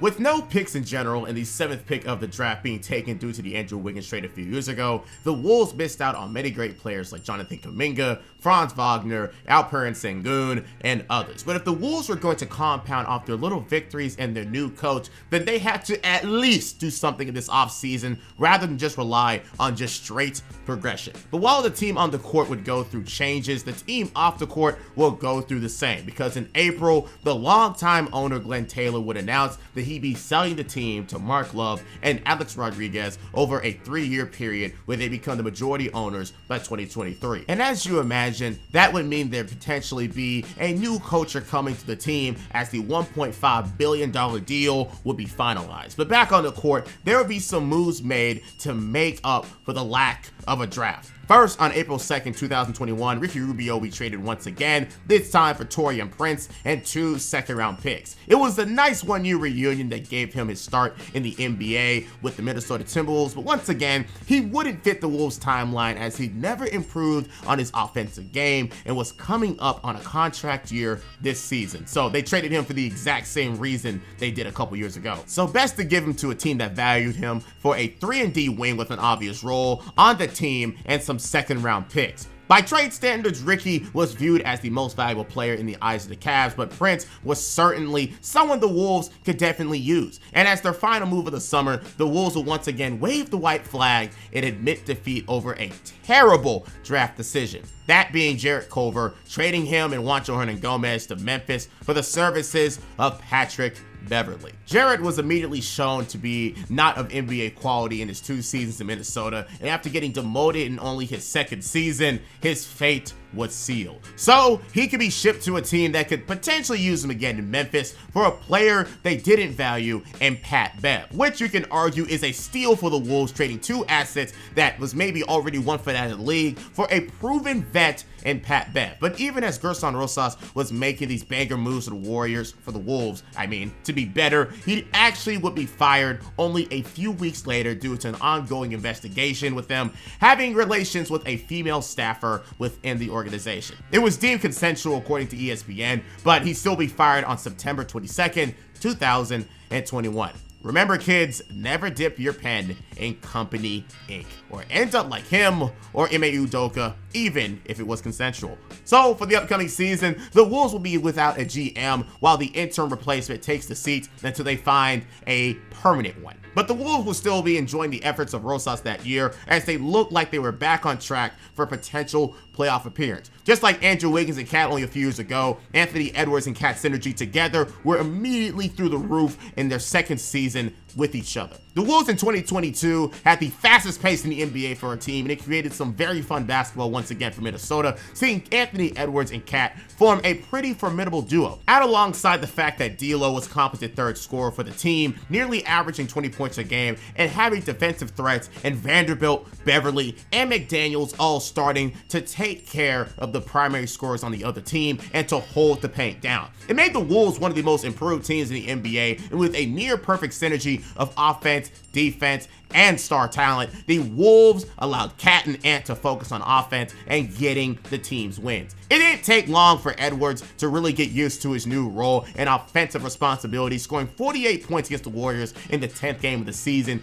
easily making him a up-and-coming guard for the league to take notice on. And for Cat, the leader, it was business as usual, staying the team's leader on and off the court and flirting with a 50-40-90 season, averaging 24 points per game. But this team was still the epitome of consistently inconsistent in the first half of the season, going 31-28 and having huge slumps and surges from time to time. Whether they drop 6 games in a row 1 month, win the next 5, and then immediately lose another 5 in a row, the Wolves were really one of the most polarizing teams in the league that year. But despite being 3 games over 500 at the All-Star game, Cat would once again be highlighted for his 3rd ever All-Star appearance and also become the first ever center to win the NBA's three-point contest, beating the likes of Desmond Bane, Trae Young, CJ McCollum, Luke Kennard, Patty Mills for some reason, Fred VanVleet, and Zach LaVine. He says to this day that he changed shooting for big men in the NBA, and honestly, that night he for sure proved that beating some of the best the NBA has to offer and the most efficient the NBA has to offer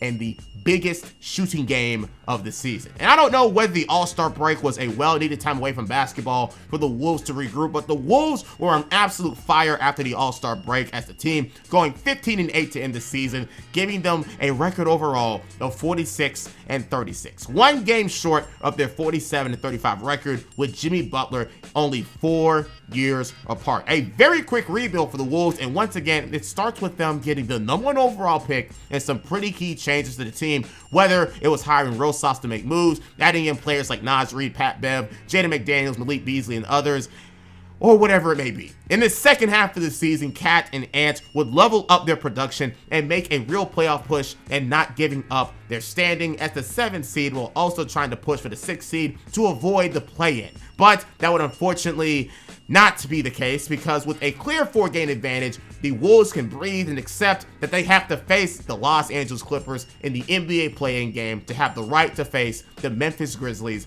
in the first round. But first, Karl Anthony Towns will once again be awarded and recognized as part of the All-NBA third team, because his season, once again, just like his last All-NBA season, was dominant, being top 15 in points, rebounds, and blocks that season. But now he has to come back to the playoffs and redeem himself for his blunder only 4 years ago.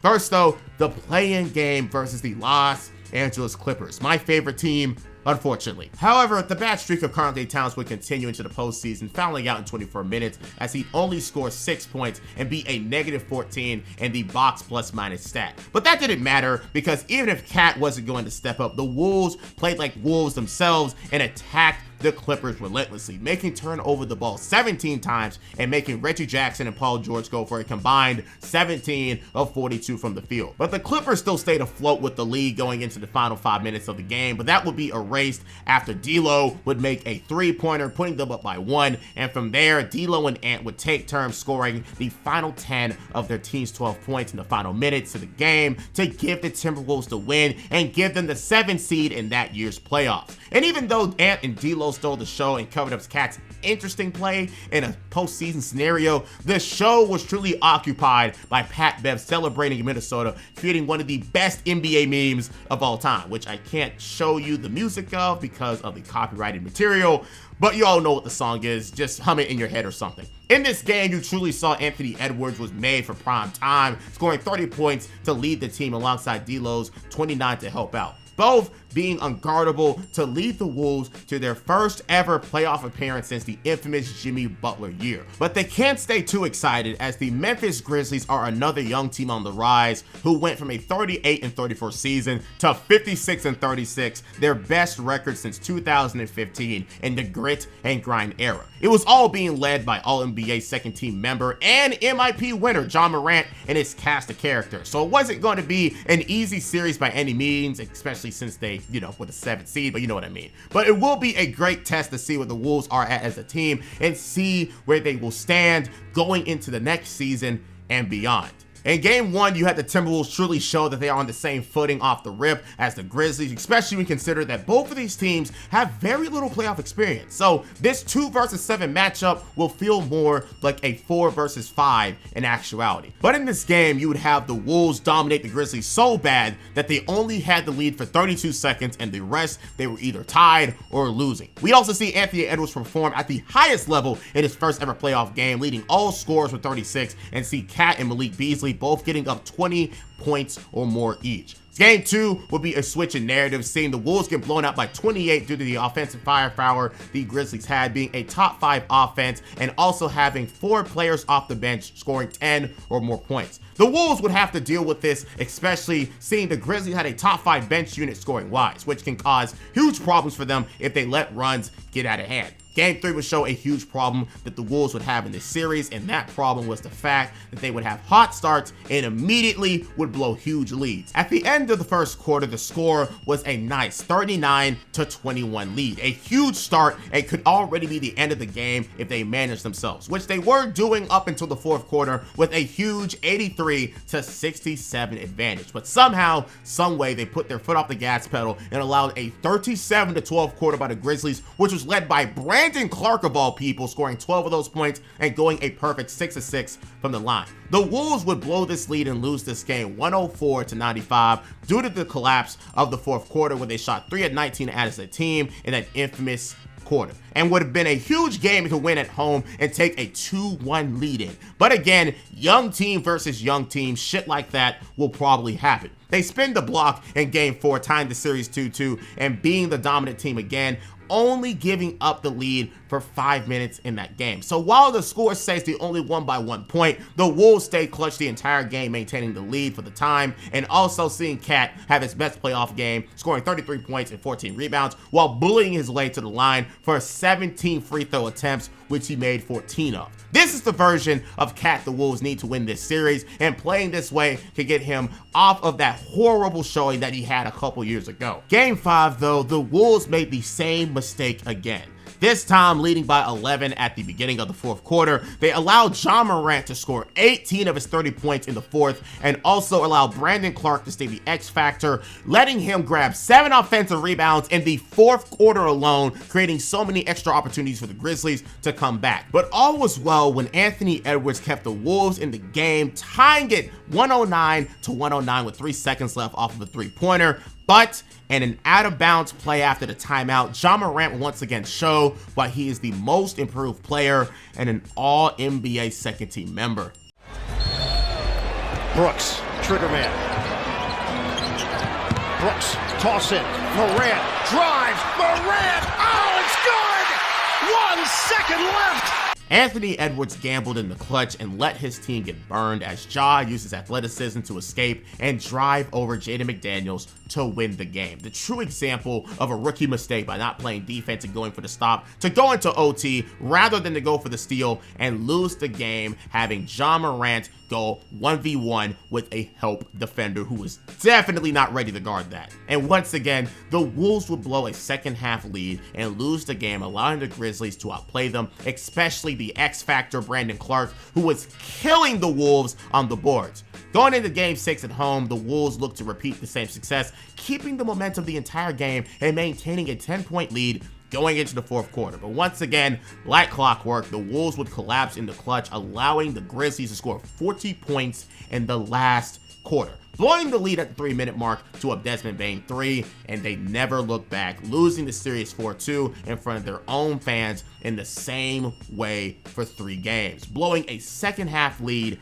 and ending the season. If you ask me, I thought these two teams could have easily gone to 7, but the Wolves could have truly had this series won if it wasn't for the fact that they had all the momentum in 3 of those 4 losses, having 10-point leads at a halftime, but blew the leads every single time. Was there anyone to truly point fingers at for this disaster? Well, the narratives were all over. Chris Finch allowed the momentum shifts to get out of hand, Cat never did enough in the clutch, and the team looked helpless to a third-year Brandon Clark who simply just wanted it more and truly was a Tristan Thompson-like X-factor for the Grizzlies. But there is some good news no matter how you look at it. The Wolves are a young team on the rise, and a 46-win season in the loaded Western Conference is nothing to scoff at. They can easily run it back next year and try again, seeing the development of Ant leveling up, coming big as a sophomore in the NBA. There could also be some moves to help this team even more, but no one knew where it would come from. But for now, as one of the youngest teams in the NBA, the Minnesota Timberwolves can sit back knowing that even though they did blow this series,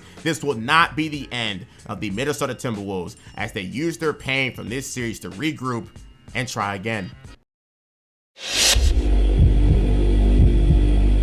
It is time for the Minnesota Timberwolves to level up once again, or at least make a decision on how they want to go about this summer. Will they just hope for a young roster to improve and see the natural progression, or will they bank on Ant and Cat being the duo to get it done and make a deal for a 3rd star, or just something somehow? They tried it one time and got burned big time with Jimmy Butler, but obviously not too many players have the personality of Jimmy that'll do what he did the last time. But with Rosas gone and the GMC open, the new star of the show in the front office is now Tim Connolly, who is the former Denver Nuggets GM and was responsible for creating what the Denver Nuggets are now, alongside the man who scouted Nikola Jokic and drafted him in 2014. The Nuggets wanted to retain him as long as possible, but the Wolves made him an offer that he could not refuse. 5 years and $40 million alongside part ownership of the team in equity, making him the highest paid executive in the NBA. Picking up Connolly, who was already creating a naturally made championship team in Denver with minimal trades and moves, is impressive enough of a resume to make him the man fit to take this franchise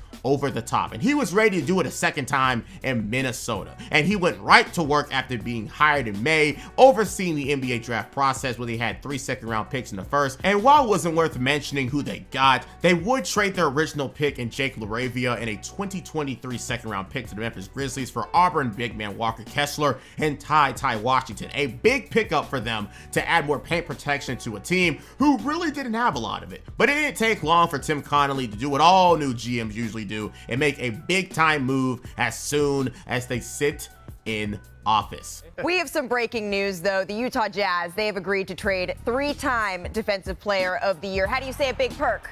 Rudy who? Rudy Gobert. Rudy Gobert to the Minnesota Timberwolves in a blockbuster deal that will pair him with fellow all-star big man Karl Anthony Towns. That's what sources are telling our Adrian Wojnarowski. The Timberwolves, they send Malik Beasley, Patrick Beverley, Jared Vanderbilt, the number 22 overall pick, Walker Kessler, 4 first-round picks to the Jazz, and now the man who broke the news is joining us himself. It's our senior insider, Adrian Wojnarowski. Woj, let's just start here. What more can you tell us about how this trade came together?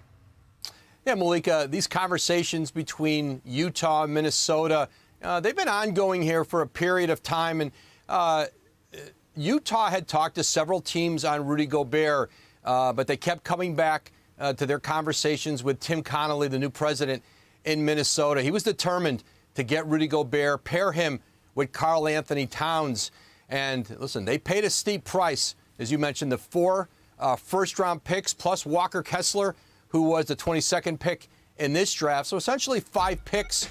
And they were able to keep Jaden McDaniels, their young forward. That was an important part of this.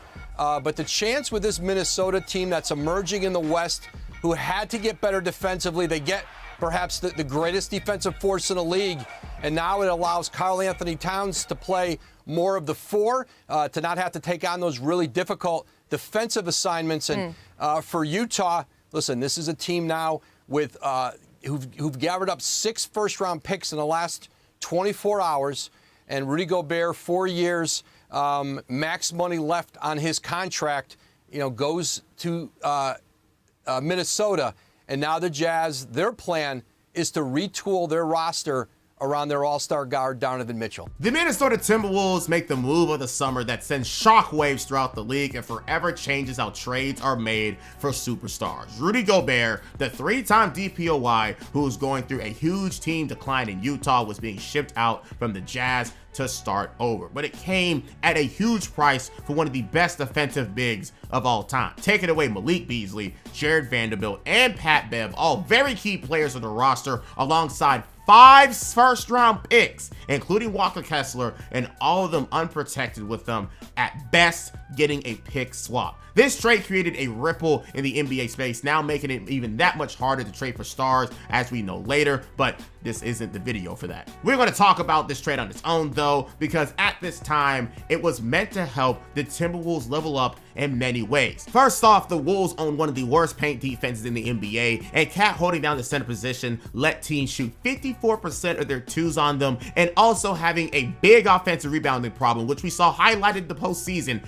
with the Grizzlies. Rudy Gobert helps that problem, immediately being one of the best intimidating defensive forces in the paint, and of course, being one of the best rebounders in the NBA already. And as Woj said in that clip, this allows Cat to focus more on what he's best at in the NBA, and that's being an offensive force, now being at the power forward spot. We see many players this modern age who prefer being at the 4 than the 5 and create great results individually for it, whether that's Boogie Cousins in Sacramento, Anthony Davis when he won the championship in LA, and now Cat will join them as possibly one of the best forwards in the league from an offensive standpoint, and creating a Twin Towers effect in the paint that not too many teams can deal with realistically. This automatically creates a very formidable team to deal with, and was a vertical move towards the success, keeping the lights of Ant and Cat, adding Rudy, and being able to regroup their depth with vets in the free agency pool. But there were 2 ways this can end, because while this move can keep the Wolves in contention for at least another 4 to 5 years, and the loss of picks won't hurt them as much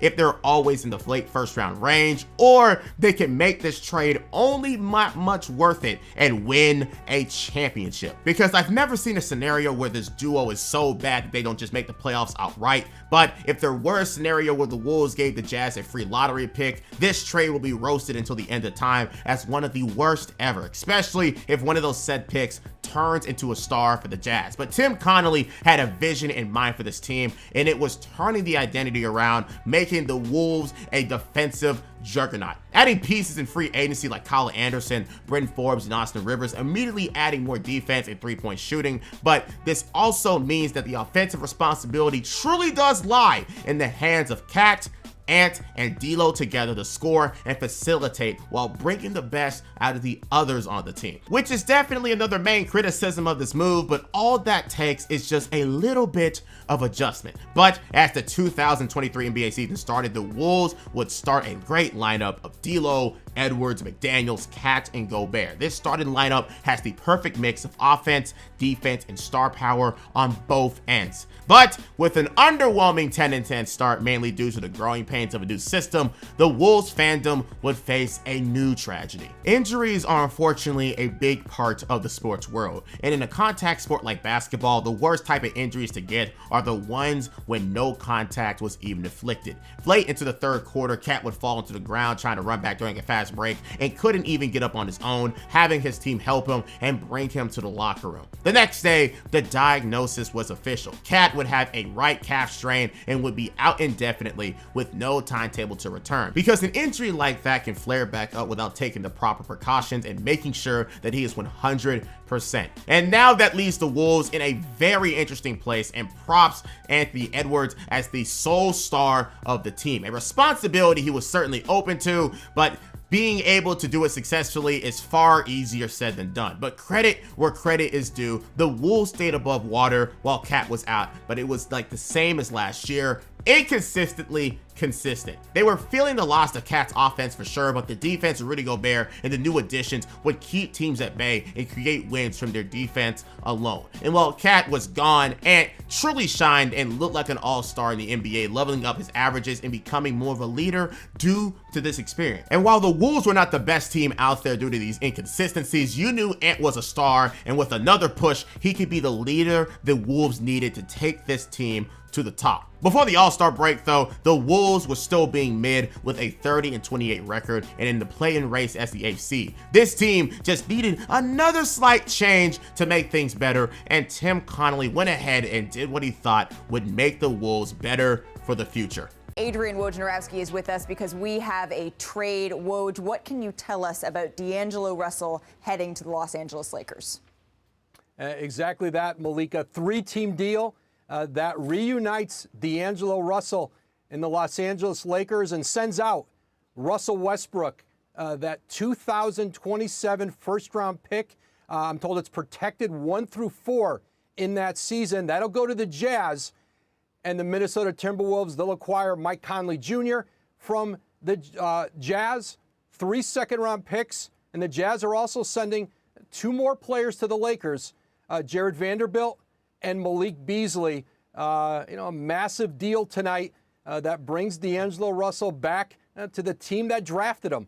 It was definitely an interesting scenario for all 3 teams in this trade. The Lakers wanted Russ gone and wanted more depth around LeBron and AD. The Jazz wanted more picks, and the Timberwolves were in a rough spot. Despite D'Lo having his best season scoring the ball in his entire career percentages-wise, the Wolves saw D'Lo was on an expiring deal and knew that he either want more money as the third option or leave for nothing. So rather than to deal with that, they traded him away for the likes of Mike Conley, a very steady veteran in the league, even in his mid-30s, and Nickeil Alexander-Walker. Mike Conley can provide what D'Lo does on a potentially cheaper deal, especially if he sticks around, and also serves as a better playmaker and defender. More qualities the Wolves could use, but also really testing Anthony Edwards to be the main scorer of the team with D'Lo gone. But before we get to the rest of the season, Ant-Man will be recognized for his first ever All-Star appearance in his 3rd season, further solidifying his place in the league and his potential in the future. As a top 15 scorer, garnering the 6th most steals per game and being top 10 in made threes, Ant was an easy selection as an All-Star and will be a perennial one for years to come.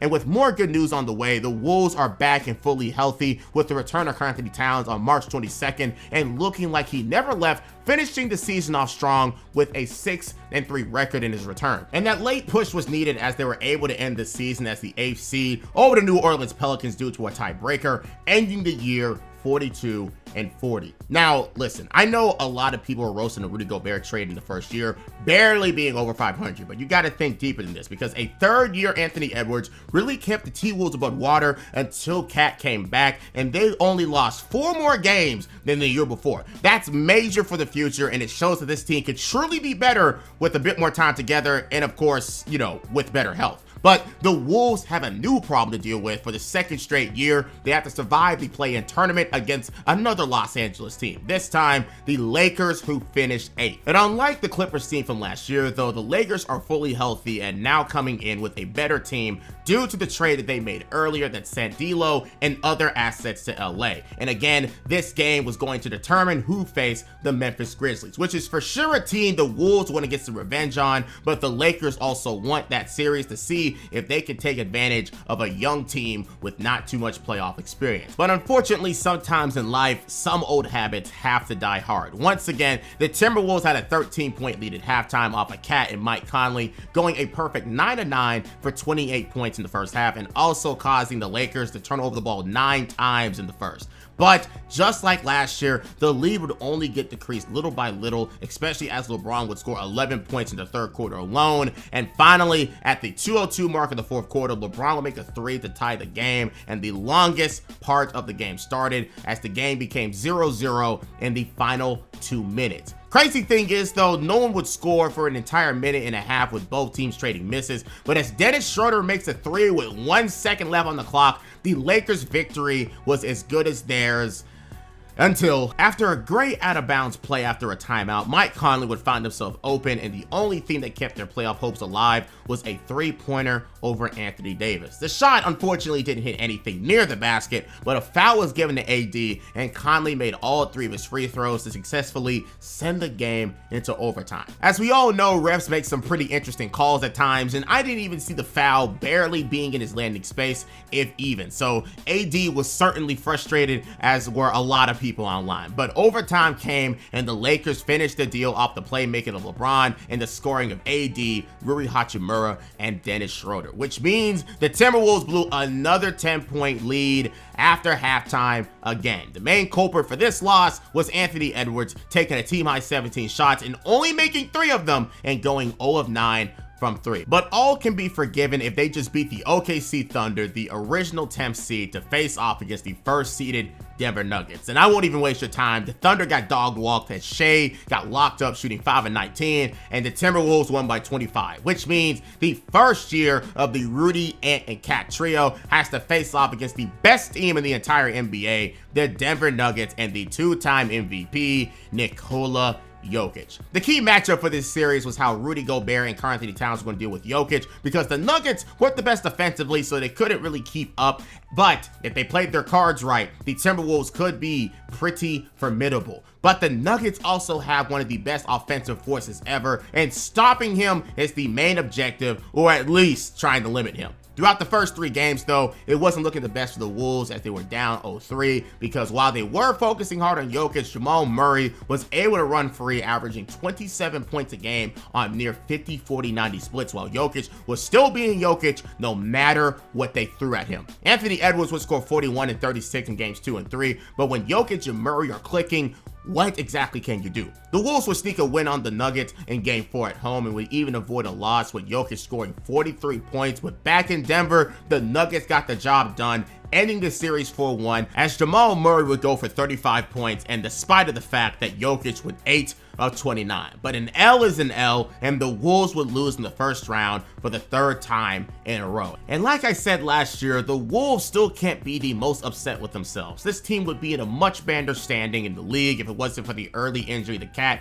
and with much more time to gel as a unit, because the trio of Cat, Ant, and Gobert only played 31 games together before this first round series. They are truly on the cusp of becoming a contender, but need a full season to make it work. But the lessons they learned from this season will be remembered going into next year, because Anthony Edwards had an entire season to learn how to be a leader for this team with Cat gone, and will continue to learn more as he goes into the FIBA World Cup to continue to learn how to lead a team. Cat gets an entire summer to heal further and be ready to play alongside Rudy Gobert. And for Rudy, well, he's Rudy, so keep being Rudy. All in all, the Wolves used this summer as a way to regroup in more ways than one, and knowing next season won't be the same as the 2023 NBA season.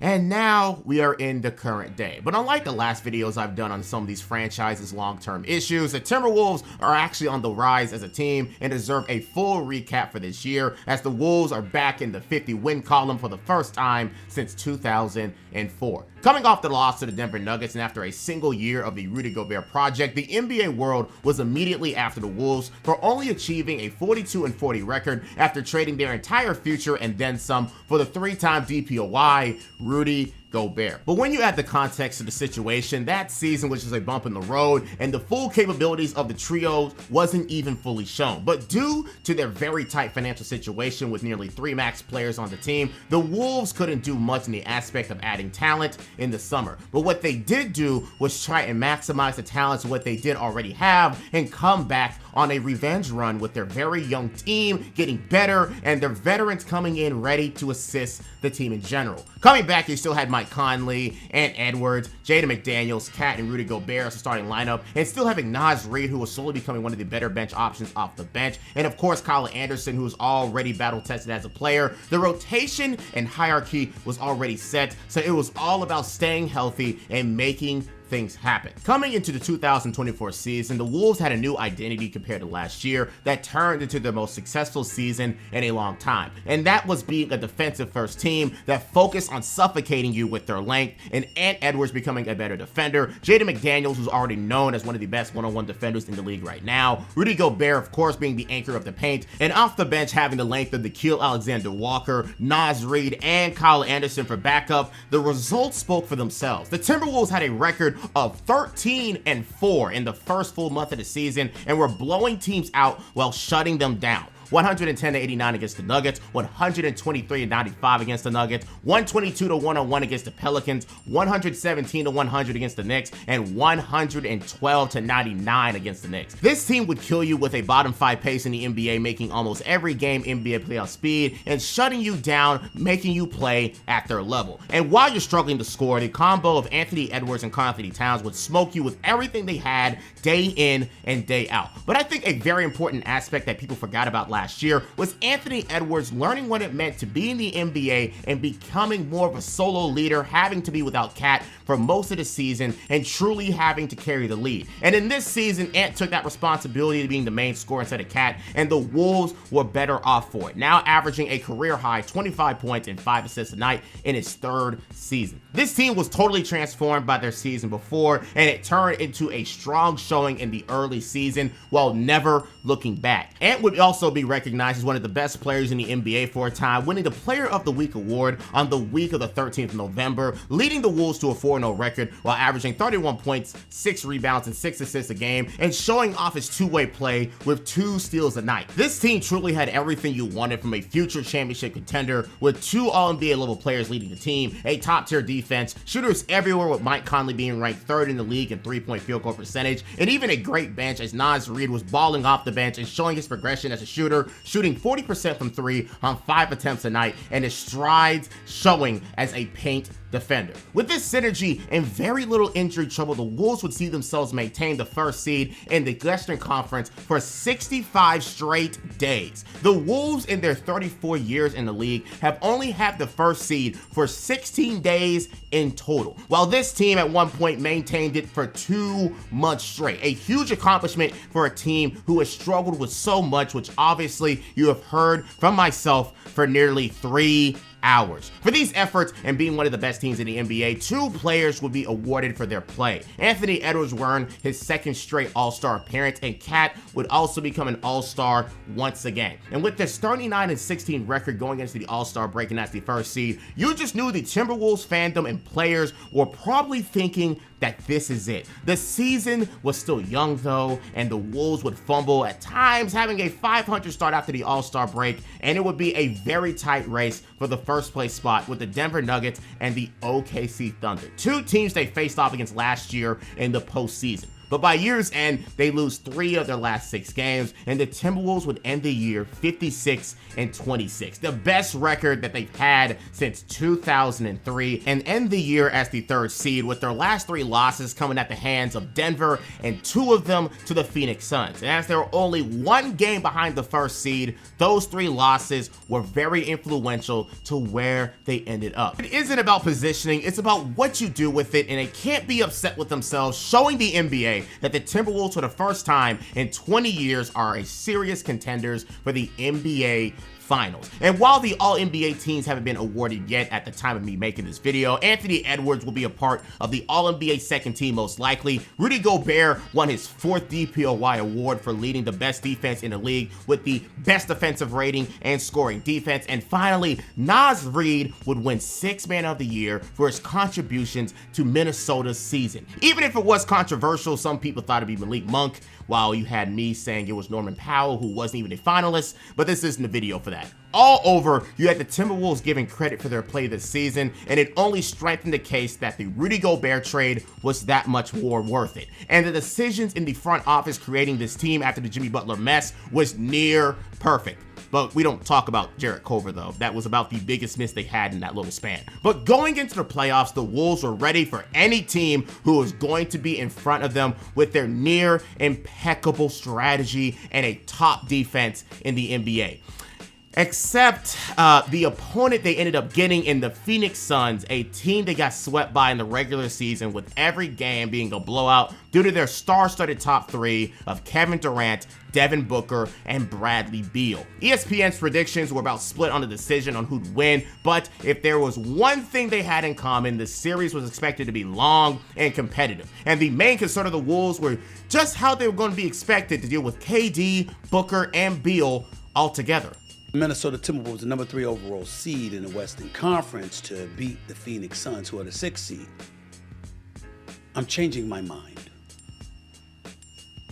I'm going with the Suns to win this series.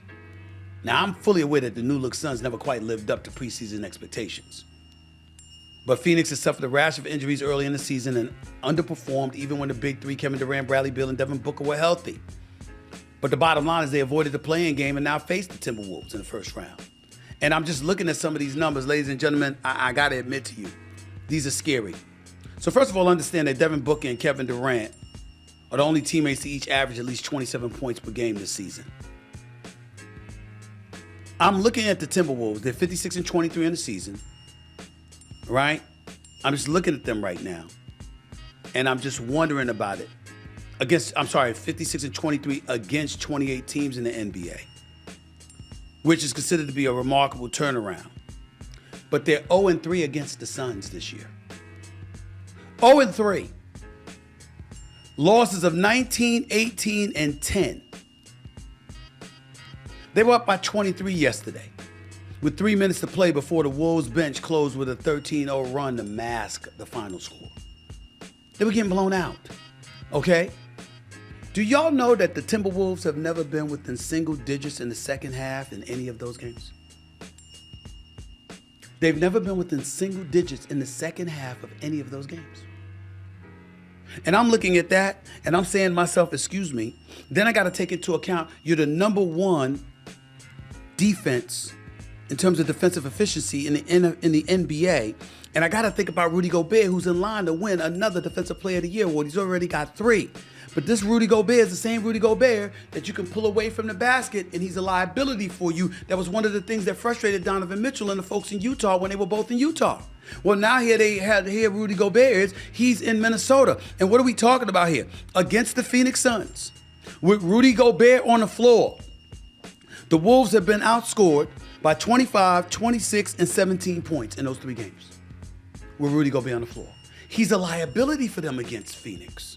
Talking points like that were all over the national media, but one thing people got to remember, regular season games are nowhere near the same as playoff games by any means. You see it as early in game 1 as the Wolves ended up winning 120-95 because the Wolves were ready to game plan against the Suns and make sure the strategy of the Suns, or I guess the talent of them, wasn't going to beat them like they did in the regular season. They sent a nice message with no one on the team being able to guard Anthony Edwards, who scored 33 points and pressuring the point guard Devin Booker all game, making him go 5 of 16 in game 1. The plan for the Wolves was to shut down KD and Book and make sure that someone else was the reason they were going to lose. Game 1 goes to Minnesota as Book was locked up and KD didn't get enough help to keep up. Game 2 was more of the same, making the Suns turn over the ball 19 times and shutting down their big three once again. And it was safe to say that the Wolves had their number, having so many players who can switch onto the stars and take advantage of the Suns' lack of playmaking. D-Book being the point guard worked in the regular season, but in the slowed down nature of the playoffs, the cracks in his game will show clearly. Game 3 would be the best performance of the big three now at home, combining for 76 of their team's 109. But when Anthony Edwards is scoring 36 with ease and no one can stop him, and the Wolves having 5 other players in double figures, the Suns stood no chance